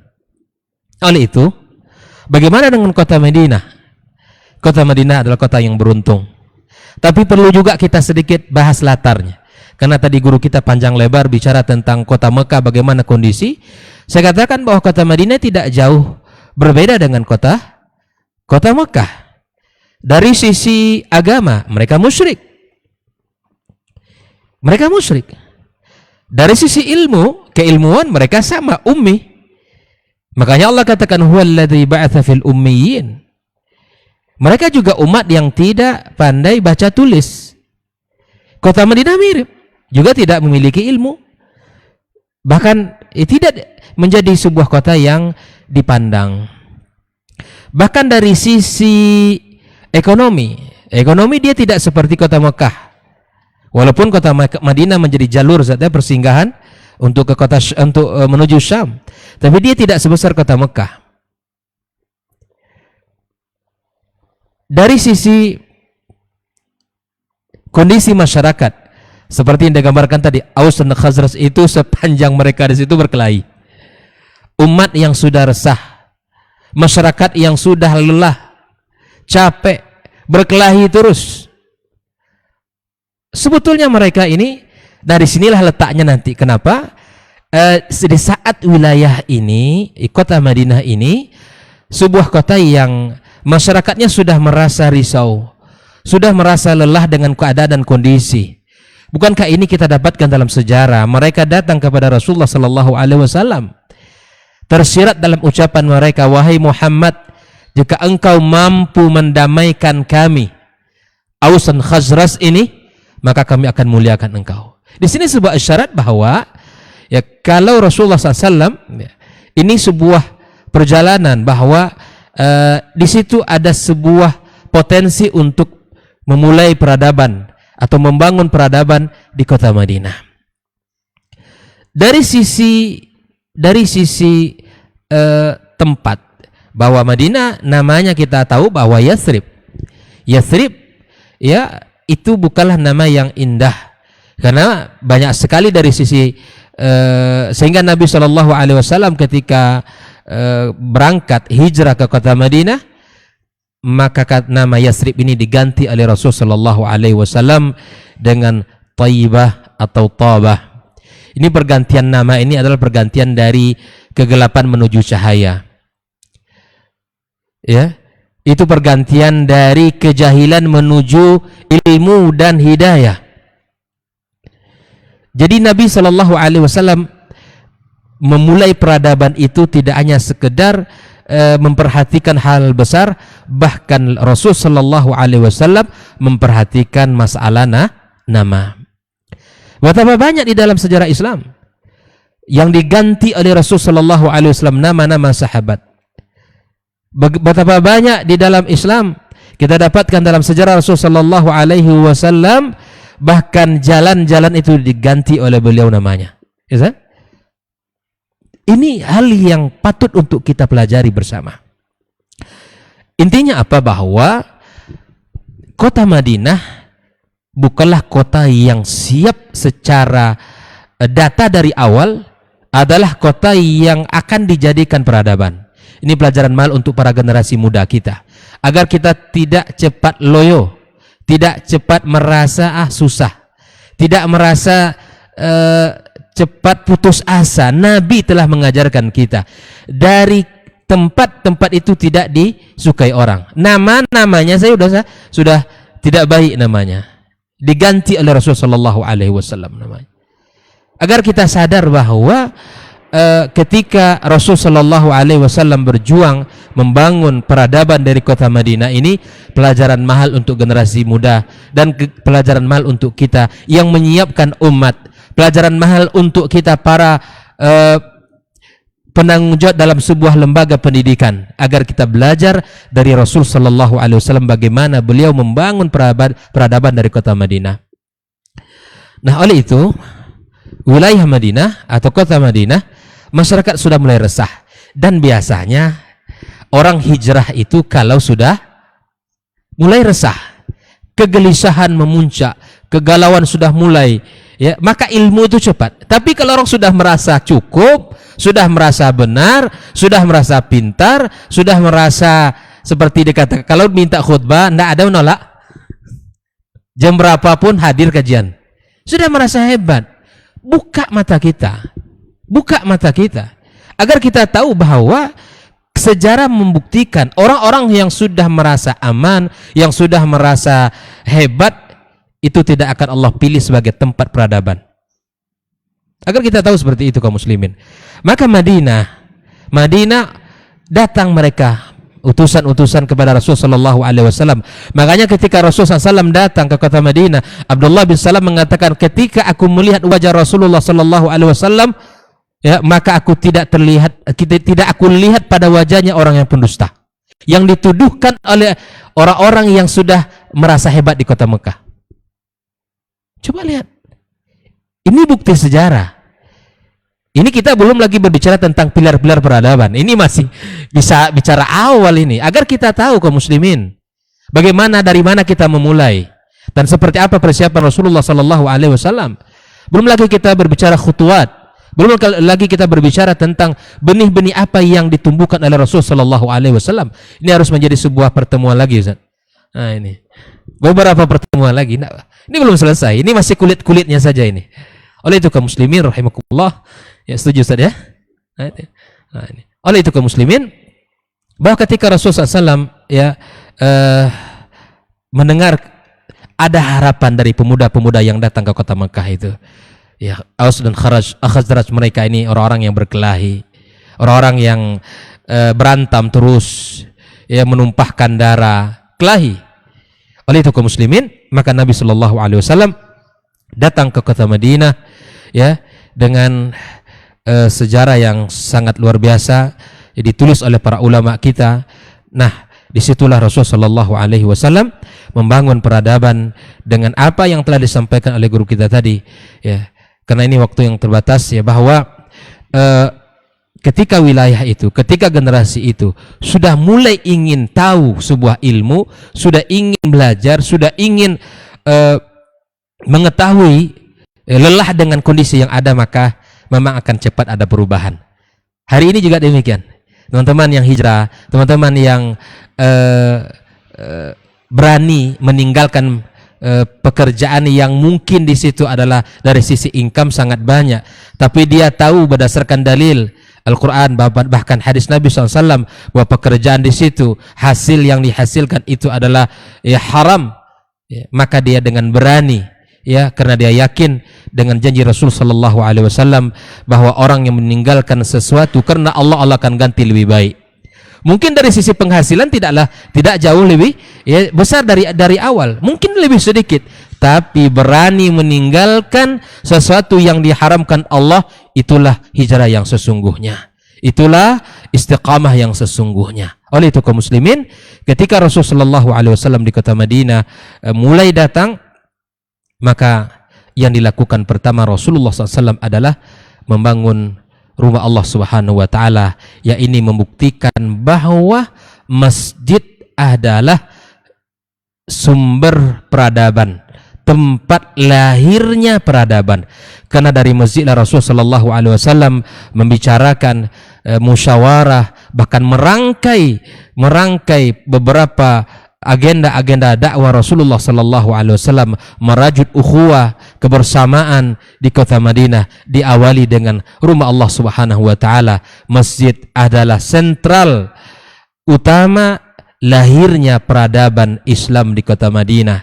Maka itu kaum muslimin, hari ini kalau kita ingin hadir peradaban itu, kalau kita ingin kembalikan peradaban seperti mana Nabi sallallahu alaihi wasallam lahirkan peradaban dari kota Madinah, maka kita harus perhatikan masalah masjid, baik dengan ibadah kita di dalamnya, dengan ilmu yang kita hidupkan di dalamnya, kita makmurkan rumah Allah Subhanahu wa taala. Ketika rumah Allah ini kita makmurkan, ada harapan cahaya peradaban itu kembali hadir di tengah-tengah masyarakat ini. Oleh itu kaum muslimin, bahwa ketika Rasulullah SAW ya di awal-awal hadir di kota Madinah, maka Nabi Shallallahu Alaihi Wasallam lakukan beberapa hal seperti membangun masjid. Yang kedua ya diantaranya adalah Rasulullah Shallallahu Alaihi Wasallam melakukan muakhat, ya mempersaudarakan orang yang datang yang disebut dengan muhajirin dan orang penduduk asli yang disebut dengan ansar, dipersaudarakan oleh Rasulullah Shallallahu Alaihi Wasallam. Ya persaudaraan ya yang bukan hanya sekedar persaudaraan, tetapi bahkan membuktikan persaudaraan itu, yang memberikan harta yang terbaiknya, yang memberikan apa yang dimilikinya. Bahkan saudara yang datang yang tidak memiliki apa-apa, itu adalah tanggung jawab saudaranya. Kemudian setelah itu Nabi membangun pasar. Bagaimana mungkin pasar itu tidak dikuasai, karena itu adalah banyak hal yang akan dilakukan oleh kaum muslimin. Ya, pasar dikenal di kota Madinah itu dikuasai oleh orang-orang Yahud. Ya, pasar Bani Qainuqa, ya, terkenal sekali. Dan Nabi SAW membangun strategi. Makanya di antara strategi-strategi pemerintahan yang dilakukan Rasulullah setelah masjid yang menjadi pusat peradaban, maka Nabi SAW memperhatikan pasar. Ya, kaum muslimin bagaimana bangkit dari peradaban Yahudi, dari peradaban jahiliyah, sementara ya muamalah yang dilakukan, muamalah riba, kemudian transaksi Yahudi yang dilakukan. Maka itu Nabi SAW membuat pasar dengan sahabat, dengan kaum muslimin membuat pasar sendiri. Tidak lama Pak, roboh, hilang itu pasar kaum Yahudi. Maka kalau kita ingin kokoh, maka kokohkan barisan kita. Makanya setelah pasar dibangun, Nabi SAW mengokohkan sahabat-sahabat Nabi yang mulia. Sebelum Nabi melakukan perjanjian eksternal, Nabi melakukan perjanjian antara kaum muslimin dulu. Bahkan ungkapan Nabi itu adalah innahum qaumun wahida, innahum ummatun wahida min dunin nas. Ini menunjukkan bahwa umat ini memang umat yang satu. Kita kokoh. Kalau bahasa eksklusif ya, itu tidak ada masalah, karena kita berbeda dari sisi akidah. Kita kokoh dari sini. Umat Islam tidak sama dengan umat yang lain. Ini salah satu yang diungkapkan Nabi SAW di antara isi-isi yang harus ada di antara kaum muslimin. Karena kalau kita lihat dari sisi kabilah-kabilah yang ada, itu akan menjadi sebab perpecahan. Karena sebelum Nabi datang kita tahu Aus dan Khazraj itu mereka berpecah belah. Maka Nabi melihat seorang pemimpin yang cerdas harus menyatukan dulu hati-hati kaum muslimin itu. Makanya kata Abdullah bin Salam, di antara hadis-hadis yang pertama yang disampaikan oleh Rasulullah SAW adalah at'imut ta'am, ya, wa afsus salam, wasilul arham, wasallu bil laili wan nasun niyam, tadkhul jannata bisalam. Bahkan pertanyaan para sahabat juga dengan ayyul islami khair ya Rasulullah, ya, maka Nabi mengatakan tut'imut ta'am wa tuqri'us salam ala man arafta wa man lam ta'rif. Di antara hadis-hadis yang awal disampaikan Nabi SAW adalah al-muslim man salimal muslimuna min lisanihi wa yadi. Itu dibangun oleh Nabi agar kaum muslimin ini kokoh. Nah, kalau peradaban ingin bangkit kaum muslimin seperti mana Madinah dulu bangkit, maka lisan mesti dijaga. Kita ini jangan mudah berdosa. Jangan kita sudah menuduh. Jangan kita ini cepat-cepat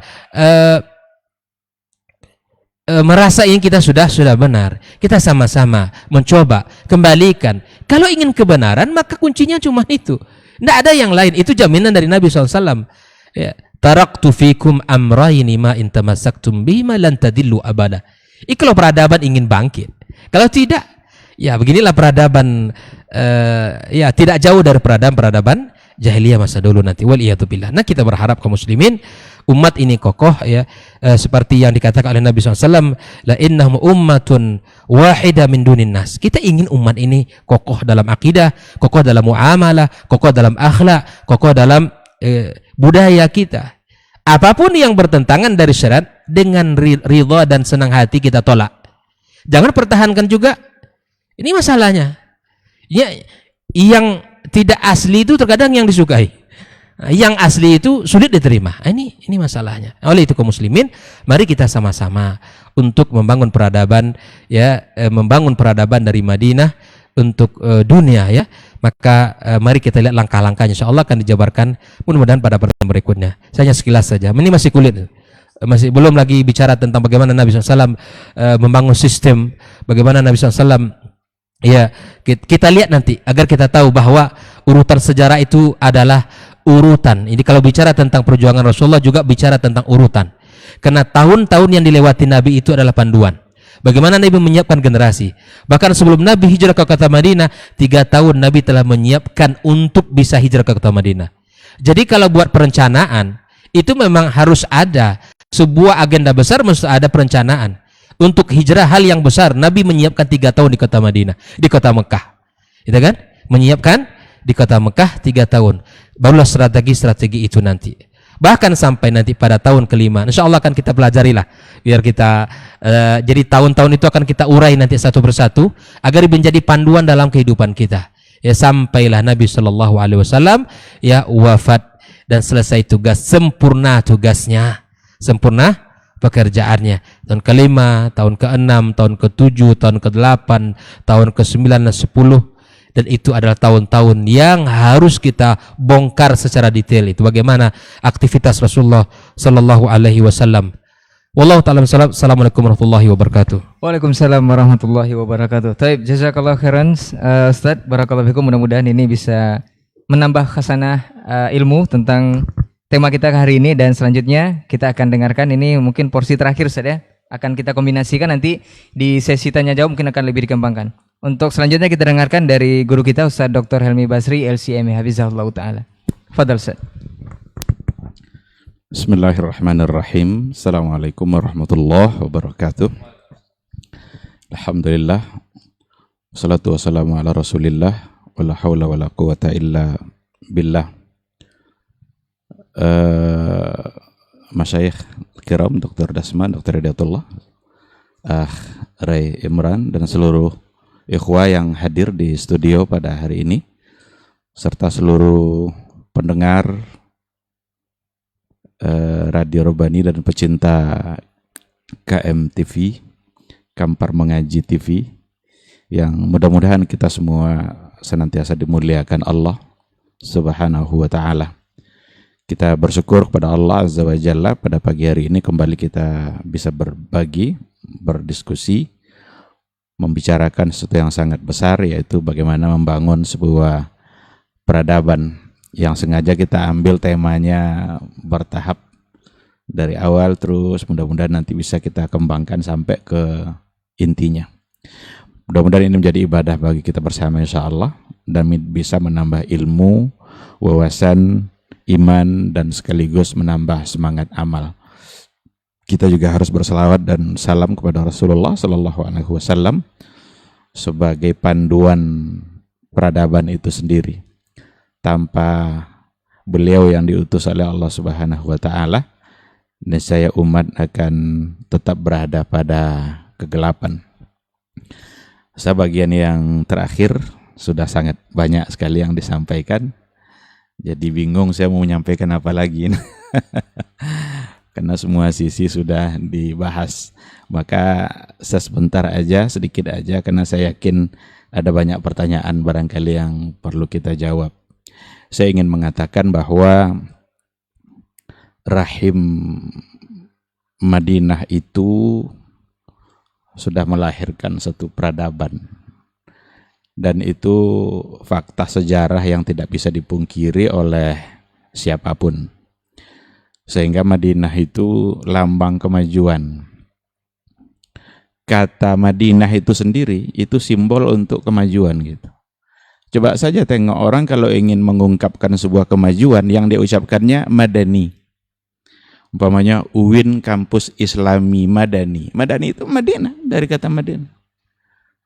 Pekanbaru kota apa? Pakai kata Madani. Ini fakta, ini menggambarkan bahwa ungkapan kemajuan itu ada pada Madinah, karena Madani di sini dari kata Madinah, dan Madinah itu bermula adalah dari masa Rasulullah Sallallahu Alaihi Wasallam. Oleh karena itu benar-benar Madinah adalah sumber peradaban, sumber kemajuan. Kalau seandainya kita ingin maju, maka mengaculah kepada peradaban yang sudah diajarkan oleh Rasulullah Sallallahu Alaihi Wasallam, yang memang kalau seandainya kita coba banding-bandingkan dengan peradaban yang sudah ada, jauh berbeda. Kalau tadi disebutkan Hadaratul Rum wal Furs, peradaban Romawi dan Persia, saya ingin menambahkan ada dulu yang dikenal Hadaratul Yunan, peradaban Yunani. Mereka membangun peradabannya di atas al-quwatul aqliyah, kekuatan akal dan nalar. Maka muncullah dari Yunani itu berbagai pemikir-pemikir yang sangat terkenal, yang sampai hari ini masih dibangga-banggakan. Plato, Socrates, ahli-ahli fisika, ahli macam-macam, yang buah dari kekuatan pikiran tadi. Tapi ternyata peradaban mereka tidak mampu memenuhi hajat semua orang. Kalau kita lihat Hadaratul Hunud, Hindus, mereka membangun peradabannya di atas al-quwatur ruhiyah, kekuatan ruh. Maka banyak kita temukan di sana bagaimana cara bertapa yang paling mantap, ilmu-ilmu batin itu akan ditemukan di sana. Karena memang peradaban mereka itu dibangun di atas ruh. Tapi ternyata mereka juga belum mampu memenuhi hajat semua manusia. Muncul belakangan yang dibangga-banggakan pada abad ke-18 itu Hadaratu Al-Gharbi wal Uruba, peradaban Barat dan Eropa. Mereka membangun di atas Al-Quwatul Maddiyah, kekuatan materi, sehingga sumber alam ini itu sumber kekuatan mereka. Mereka menguasai minyak, mereka menguasai emas. Asal dengar ada minyak di mana gitu, itu mereka ingin menguasainya, dan dengan segala cara. Bahkan kebahagiaan peradaban Barat itu di atas penderitaan orang lain. Mereka kaya karena orang lain tersiksa. Agar senjata-senjata mereka itu laku, diciptakanlah pertikaian-pertikaian antar negara. Dan sayangnya sasaran mereka adalah umat Islam. Maka rata-rata pertikaian antar umat Islam itu selalu saja soal perbatasan. Selalu saja.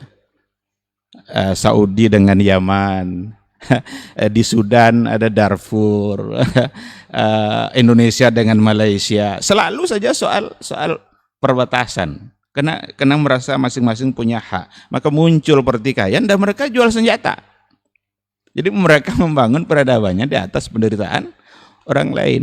Jangankan menjawab hajat manusia, justru menderitakan banyak manusia.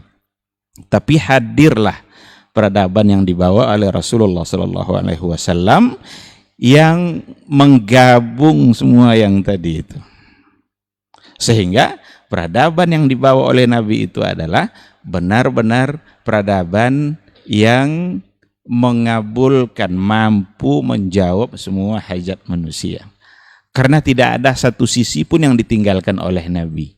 Orang Yunani maju dari sisi akliyahnya, nol dari sisi ruhiyahnya. Orang Hunud maju pula dari sisi ruhiyahnya, walaupun ruhiyah yang salah, tapi tidak pula dari sisi yang lain. Tapi Nabi Muhammad menyeimbangkan semua yang tadi itu. Maka peradaban Rasul itu dibangun di atas al-quwatur ruhiyah, dibangun di atas al-quwatul aqliyah wal ilmiyah, dan bahkan juga dibangun di atas al-quwatul maddiyah. Itu yang disampaikan oleh Dr. Hidayatullah tadi itu. Nabi bangun masjid, ada mu'akhad, ada fasar. Ini semua adalah kekuatan yang tadi itu. Al-quwatul ruhiyahnya dibangun di masjid, al-quwatul aqliyahnya berdasarkan wahyu yang ada, kemudian bagaimana menguasai ekonomi agar bisa hidup, karena bagaimanapun ekonomi diperlukan dalam kehidupan. Tapi yang menarik adalah Rasulullah Shallallahu Alaihi Wasallam kan mengedepankan ruhiyah dari segala-galanya. Ruhiyah dalam artian akidah, bagaimana benar-benar peradaban Nabi dibangun di atas akidah yang benar. Dan itu secara berimbang gitu. Kalau boleh kita ibaratkan seekor burung yang terbang, dia punya dua sayap. Peradaban Islam itu punya dua sayap itu. Ada dari sisi ruhiyah, ada dari sisi madiyahnya. Ruhiyah jasadiahnya berimbang. Bahkan Nabi tidak setuju kalau seandainya ada orang yang kerjanya zikir aja di masjid, tapi dia melupakan nafkah tanggung jawabnya kepada keluarga. Nabi tidak suka itu. Bahkan Nabi mencelanya.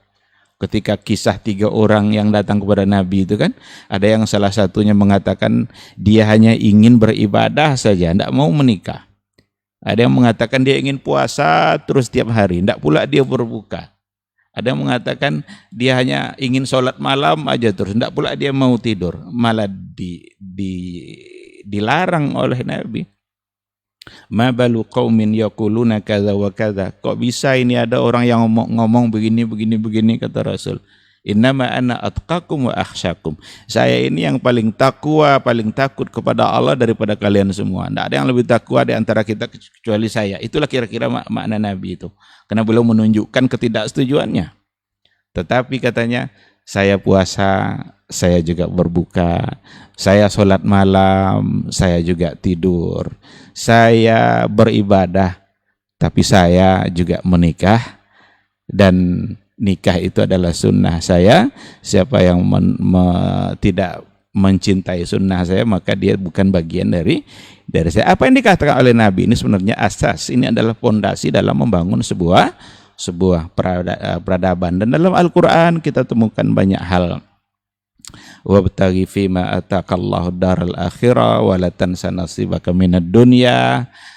Kejarlah, raihlah bagian akhirat kita, tapi wala tansa nasibaka minad dunya.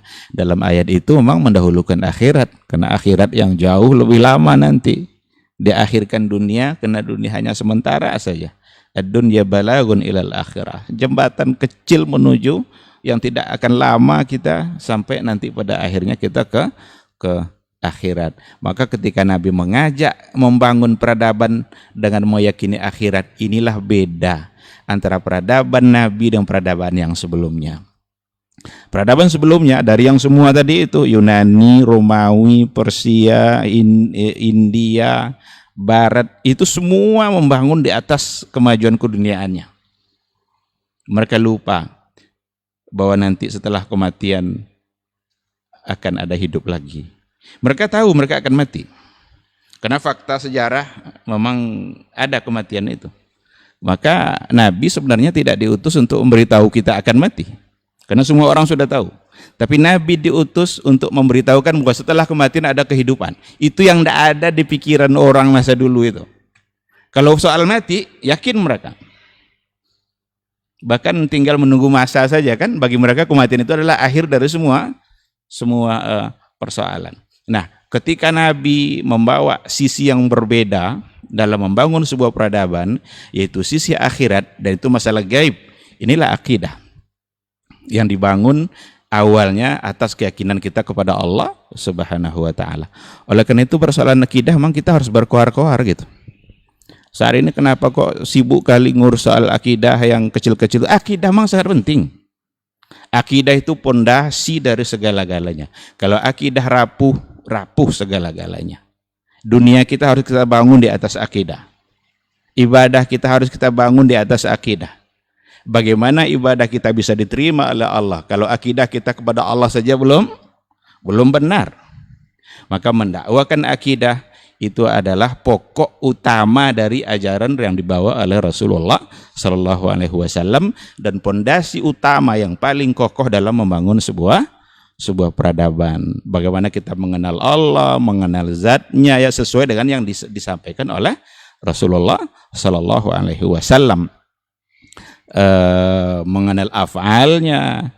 Kalaulah benar kita berakidah kepada Allah, maka yakinlah insya Allah kita akan punya panduan dalam menjalani kehidupan kita ini, kita tidak akan tersalah dalam berjalan. Nah, para pendengar dan pemirsa yang dimuliakan Allah serta ikhwah sekalian yang hadir di studio, beginilah sedikit gambaran dari peradaban yang dibawa oleh Rasulullah, dan peradaban inilah yang menyebar ke dunia. Ada peradaban di bagian timur, dulu pusatnya adalah Baghdad, ada sebuah pustaka besar ya, namanya Baitul Hikmah, yang berbagai macam bentuk ilmu ada di situ. Para ulama dulu tidak hanya bicara fikih, tidak hanya bicara tafsir, tetapi akidah yang mereka miliki membuat mereka mudah untuk menguasai berbagai macam bentuk ilmu pengetahuan. Bahkan ilmu-ilmu yang dikuasai oleh orang ilmu dunia yang disebut hari ini itu sesungguhnya imamnya adalah para ulama Islam. Ahli bedah yang pertama itu justru dari umat Islam.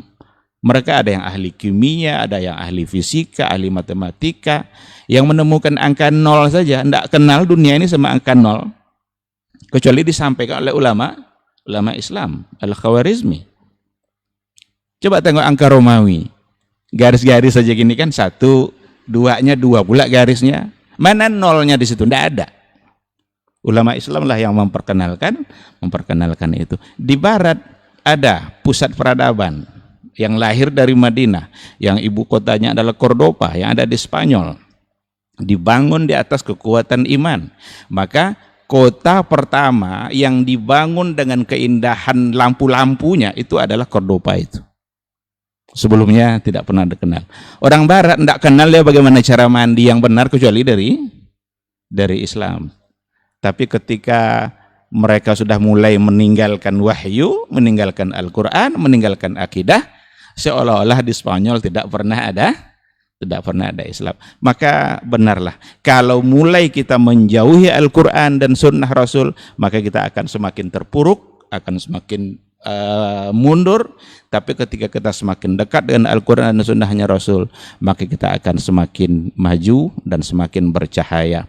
Mari sama-sama kita bangun peradaban kita sesuai dengan apa yang dibangun oleh Rasulullah Sallallahu Alaihi Wasallam. Maka benarlah dari Madinah membangun sebuah peradaban. Demikian, terima kasih. Mudah-mudahan bisa menambah dari apa yang tadi sudah disampaikan, dan kembali saya serahkan kepada Saudara Ray. Terima kasih. Baik, jazakallah khairan Ustaz untuk mukadimah atau tambahan sebagai konklusi atau kesimpulan dari keseluruhan tema kita untuk saat ini. Dan seperti biasa di sesi kedua ini antum juga bisa bersoal jawab, dan sepertinya banyak sekali pertanyaan yang masuk di 081273335531. Nanti kita akan beri juga kesempatan kepada ikhwah yang ada di studio. Kita bacakan dulu pertanyaan yang sudah masuk. Untuk pertama dari saudara kita yang ada di Lubuk Linggau, Sumatera Selatan, dari Akh Febri. Ini, assalamualaikum warahmatullahi wabarakatuh Ustadz. Semoga Allah Subhanahu wa taala senantiasa memberikan taufik dan juga rahmatnya kepada asatidz sekalian dan juga kesehatan. Yang ingin ditanyakan Ustadz, mencermati keadaan di media sosial akhir-akhir ini atau beberapa waktu terakhir ini tentang perdebatan bahkan fitnah yang muncul sana sini, itu sungguh memprihatinkan Ustadz.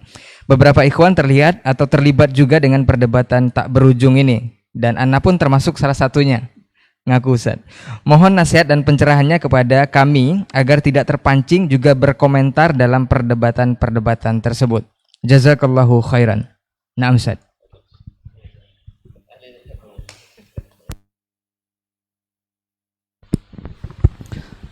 Baik, terima kasih. Bismillahirrahmanirrahim. Nabi memang sudah menggambarkan bahwa akhir zaman itu adalah, atau bahwa kita yang hidup di akhir zaman ini hidup di zaman fitnah. Jadi fitnah itu memang akan ada, sebab Nabi yang menyampaikan gitu. Fitnah itu dulu berawal dari wafatnya Umar bin Khattab. Ada sebuah riwayat yang datang dari Abu Huzaifah Ibnul Yaman gitu ya.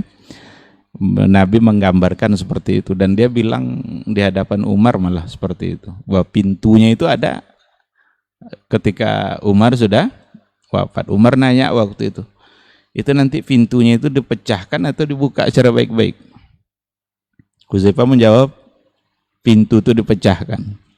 Ternyata itu gambaran dari wafatnya Umar, di mana dia akan wafat secara terbunuh karena pintu itu dipecahkan, tidak dibuka secara baik-baik. Ketika itu mulai bermunculan sampai zaman kita hari ini, zaman fitnah lidah yang tak terhitung, yang sekarang pintu fitnah itu sudah semakin banyak dengan media-media yang ada ini jari kita ini bisa menjadi sumber fitnah. Orang bisa menyiarkan apa saja, salah atau tidak salah, ada yang memang berniat baik, ada yang memang sengaja untuk menimbulkan perpecahan, maka disebarkanlah melalui apa yang dia tulis, yang nanti ditanggapi pula oleh orang-orang lain. Kalau di sini berbohong, di sini akan berbohong lagi membalasnya. Di sini mengatakan goblok, dijawab lagi dengan goblok. Nanti yang ini pokoknya yang membalas tidak mau kalah dengan apa yang dia dapat. Ini semua adalah bentuk fitnah. Dan kita sebagai umat Islam yang beriman kepada Allah Subhanahu wa taala, kita harus berhati-hati dengan hal-hal yang seperti ini. Jangan kita gampang terbawa kepada fitnah yang seperti itu. Kalau kita ingin menyebarkan sesuatu melalui medsos, Facebook, WA, sebarkanlah yang bisa diambil manfaatnya oleh orang lain. Tulislah sesuatu yang di situ ada faedah-faedah seperti yang dikatakan guru kita tadi. Jangan menulis sesuatu yang kadang-kadang sengaja untuk memancing emosi. Yang harus kita sadari itu adalah bahwa semua yang kita lakukan itu akan ada pertanggungjawabannya di hadapan Allah Subhanahu wa taala. Lidah yang berucap itu akan ada pertanggungjawabannya. Wa ma yalfizu min qaulin illa ladaihi raqibun atid. Ada di sisi kita raqib, ada di sisi kita atid. Pencatat baik, pencatat buruk. Yang kita ucapkan baik, bekerjalah yang malaikat pencatat baik tadi. Kalau buruk, maka akan dicatat pula. Sekarang mungkin lisan kita diam, tapi tangan kita bekerja. Sekarang yang berbicara lebih banyak tangan daripada lidah. Lidahnya mungkin diam, tapi apa yang ada di lidahnya diungkapkan melalui apa yang dia tulis. Di-share-lah itu, disebarkan itu.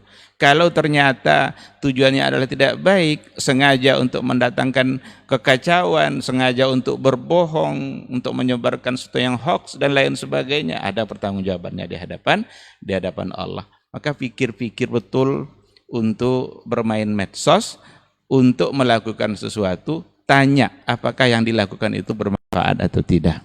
Kalau seandainya memberikan kebaikan kepada orang lain, lanjutkan.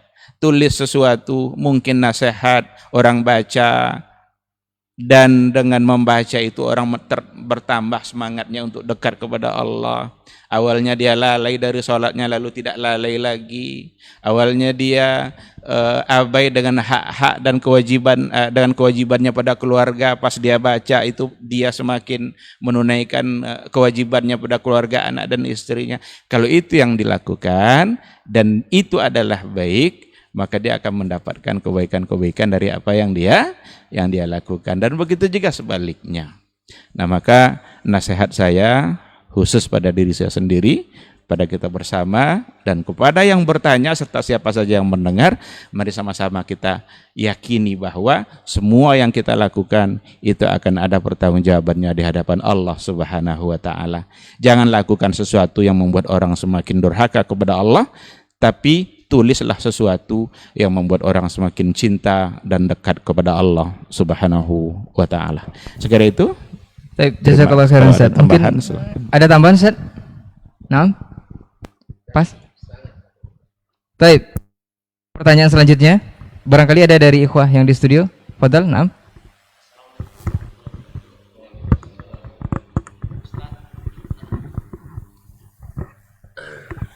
Ustadz, saya ingin bertanya. Saya pernah bertanya ke beberapa ustadz, kalau berzina, artinya lelaki dengan pria, saya bertanya, apakah menghapus amalan-amalannya? Jawaban mayoritas ustadz mengatakan tidak. Tetapi saya pernah dengar kajian, ada perbuatan perbuatan dosa yang menghapus amalan-amalan. Namanya dosa bermaksiat dikala sendiri. Yang ingin saya tanyakan, bermaksiat dikala sendiri ini ada enggak contohnya? Seperti apa perbuatannya di zaman Nabi yang bisa kita kiaskan di saat ini? Karena kalau kita, bayangan saya, kalau sendiri kita mau ngapain? Kalau di rumah contohnya kan, kalau di rumah sendiri ya tidur kan gitu. Seperti apa yang dimaksud dosa dikala sendiri ini? Bermaksiat dikala sendiri ini? Karena sampai menghapus amalan gitu. Yang kedua, Ustadz bertanya masalah nama, mengganti nama. Saya insya Allah tidak berapa bulan lagi anak akan lahir. Saya ingin mengasih nama anak, tetapi saya tidak mengerti arti namanya. Hanya saja saya ngasih nama anak itu karena kekaguman pada tokoh itu sendiri. Contohnya kalau perempuan, insya Allah saya kasih nama anak nanti Nusaibah. Kenapa? Karena saya kagum dengan perjuangannya. Kalau perempuan Hamzah. Tapi arti nama saya tidak ngerti. Hanya saja saya ingin ngasih nama anak karena kekaguman pada tokoh. Apa hukumnya tuh Ustaz? Sekian dari saya, terima kasih. Assalamualaikum. Baik, jazakallah khairan untuk pertanyaannya. Mungkin langsung dijawab Ustaz. Ini ada 2 pertanyaan, Masya Allah. Yang pertama mengenai bermaksiat dikala sendiri ini. Sampel atau example-nya seperti apa, contohnya. Kemudian yang kedua, permasalahan memberikan nama anak. Ini kalau untuk kekaguman saja, ini seperti apa? Apakah dibolehkan atau hukumnya seperti apa? Nah, Ustaz.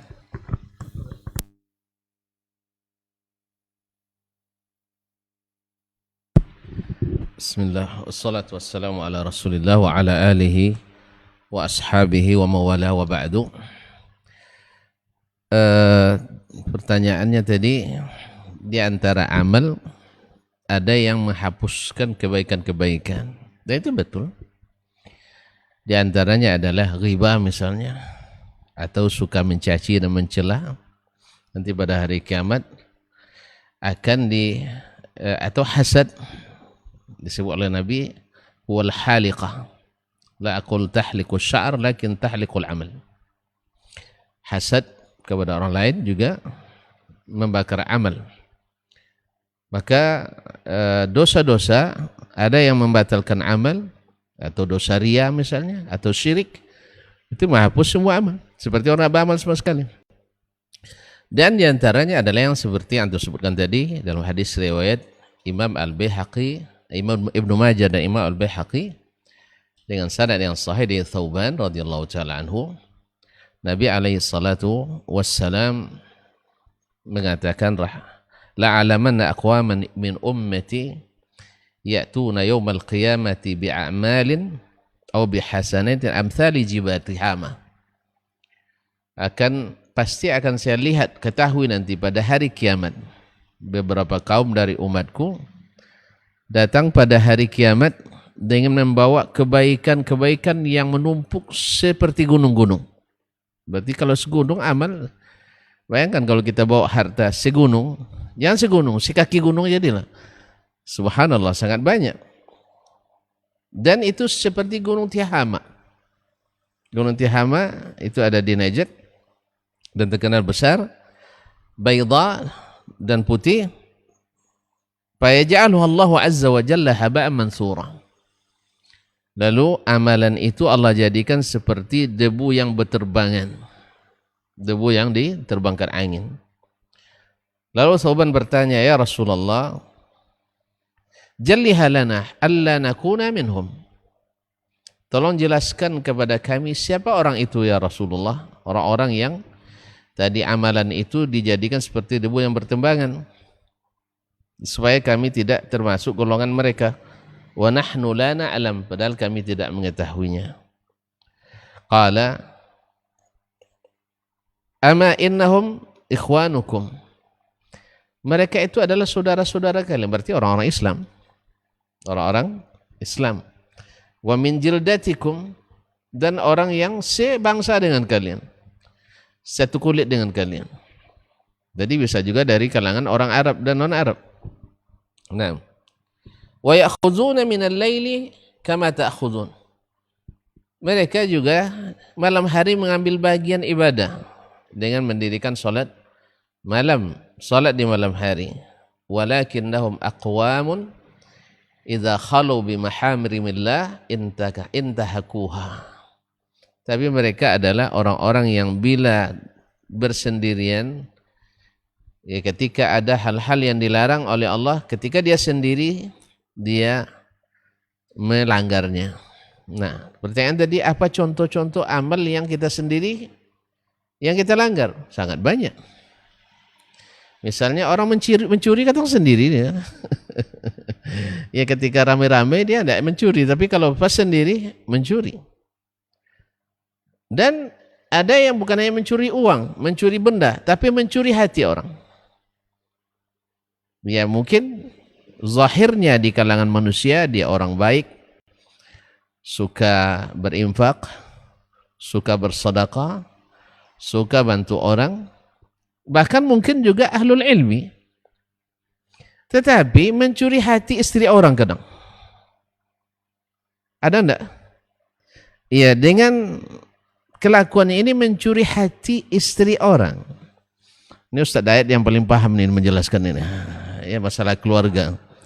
Sehingga lambat laun cinta istri orang, kalau enggak lebih kepadanya, mungkin menyamainya.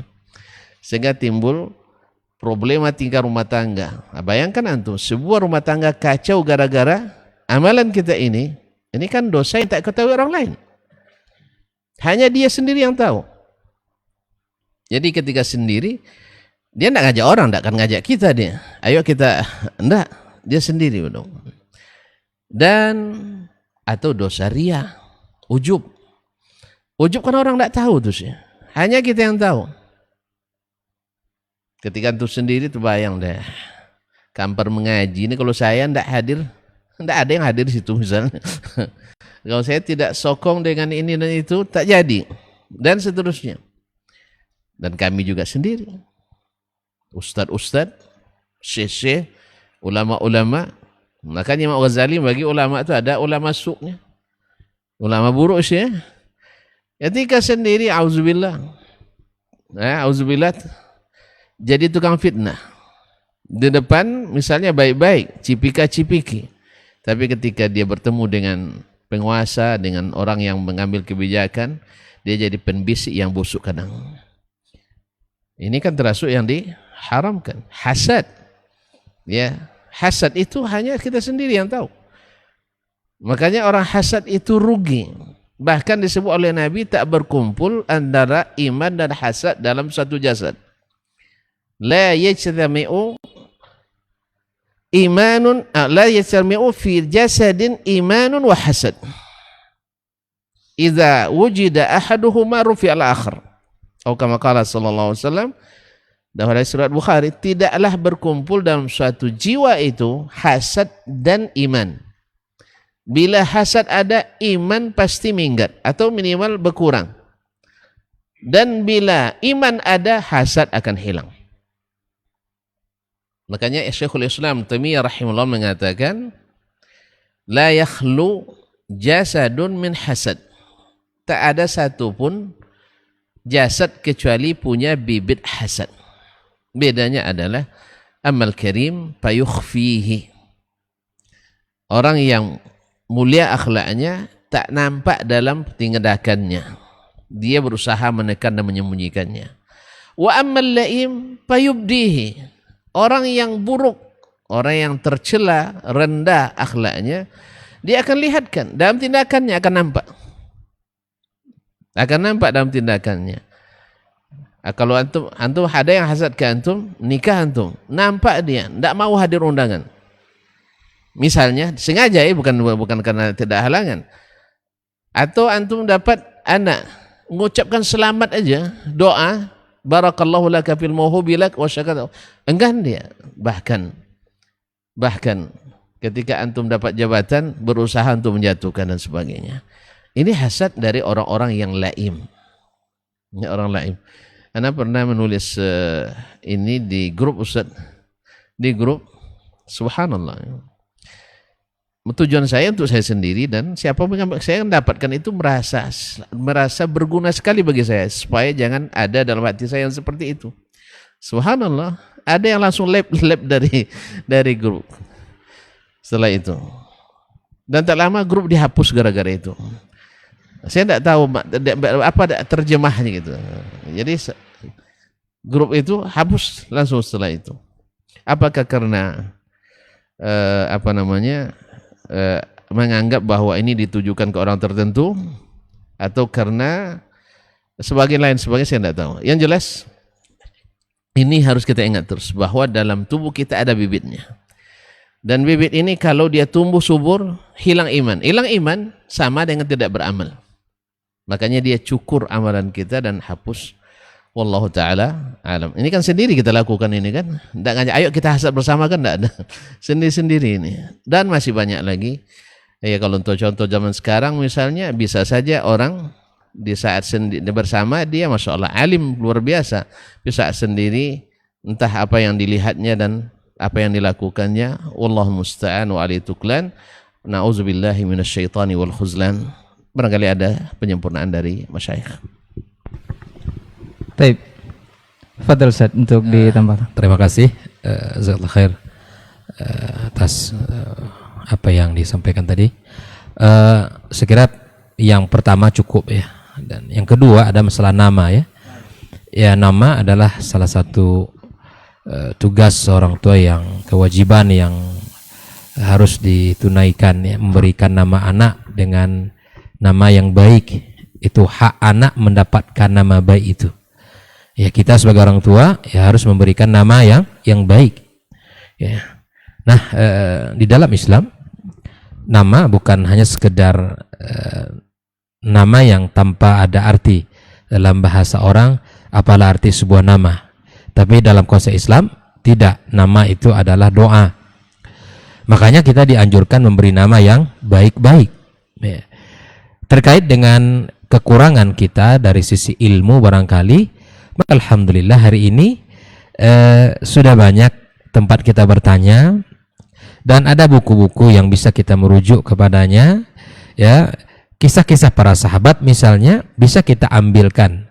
Kan harapan kita dari nama itu kan ya, ada sebuah inspirasi kan, harapan besar kita muncul nanti, besar nanti anak kita di masanya ya, di saat dia hidup. Harapan kita, nilai-nilai yang ada pada nama itu kita harap hadir pada, tumbuh subur pada diri anak kita. Kalau dia laki-laki, silakan untuk memberi nama ya, siapa saja. Mungkin nama Nabi Muhammad SAW ya, Muhammad ya, bisa saja kita pakai. Atau sahabat-sahabatnya yang mulia. Atau siapa saja dari nama-nama pejuang Islam misalnya.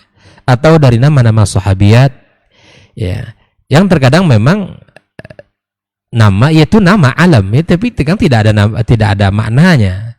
Ada yang punya arti secara spesifik itu ya, tapi ada memang tidak ada ya, dia adalah nama begitu. Oleh itu ya, agar tidak salah ya, cukup kita memakai gitu nama, katakanlah Umar atau katakan sahabat Nabi ya, Utsman atau Abu Bakar ya, atau Ali dan seterusnya.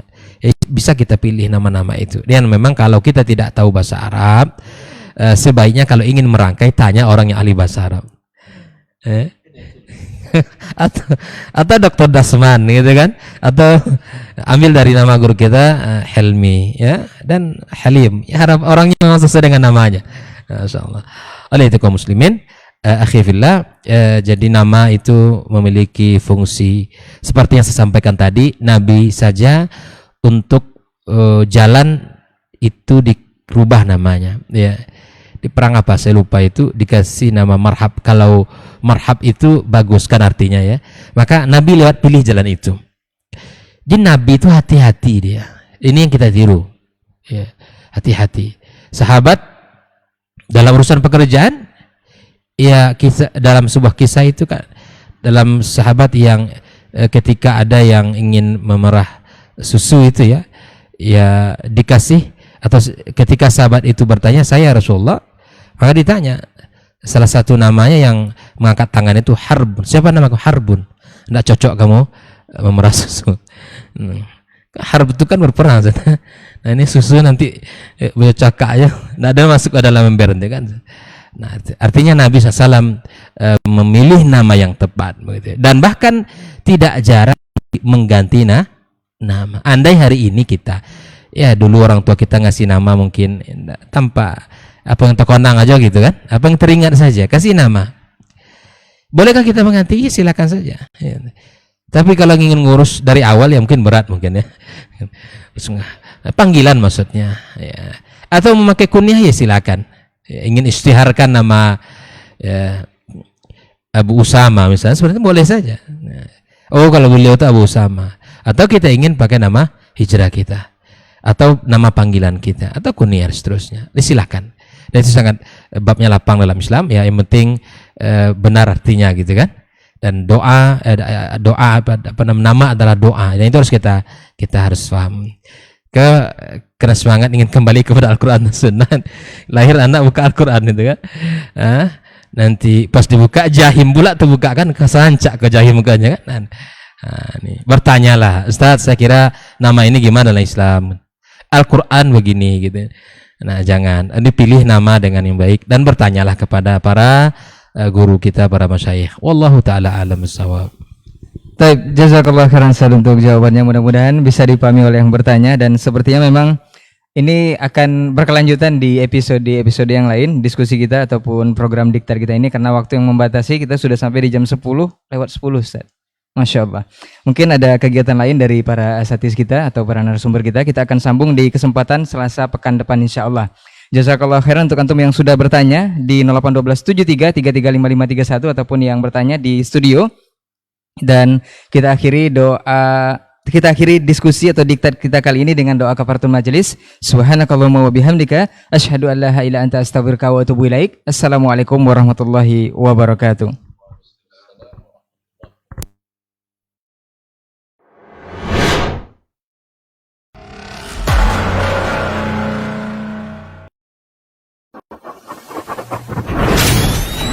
Robbani, merajut ilmu dan peradaban.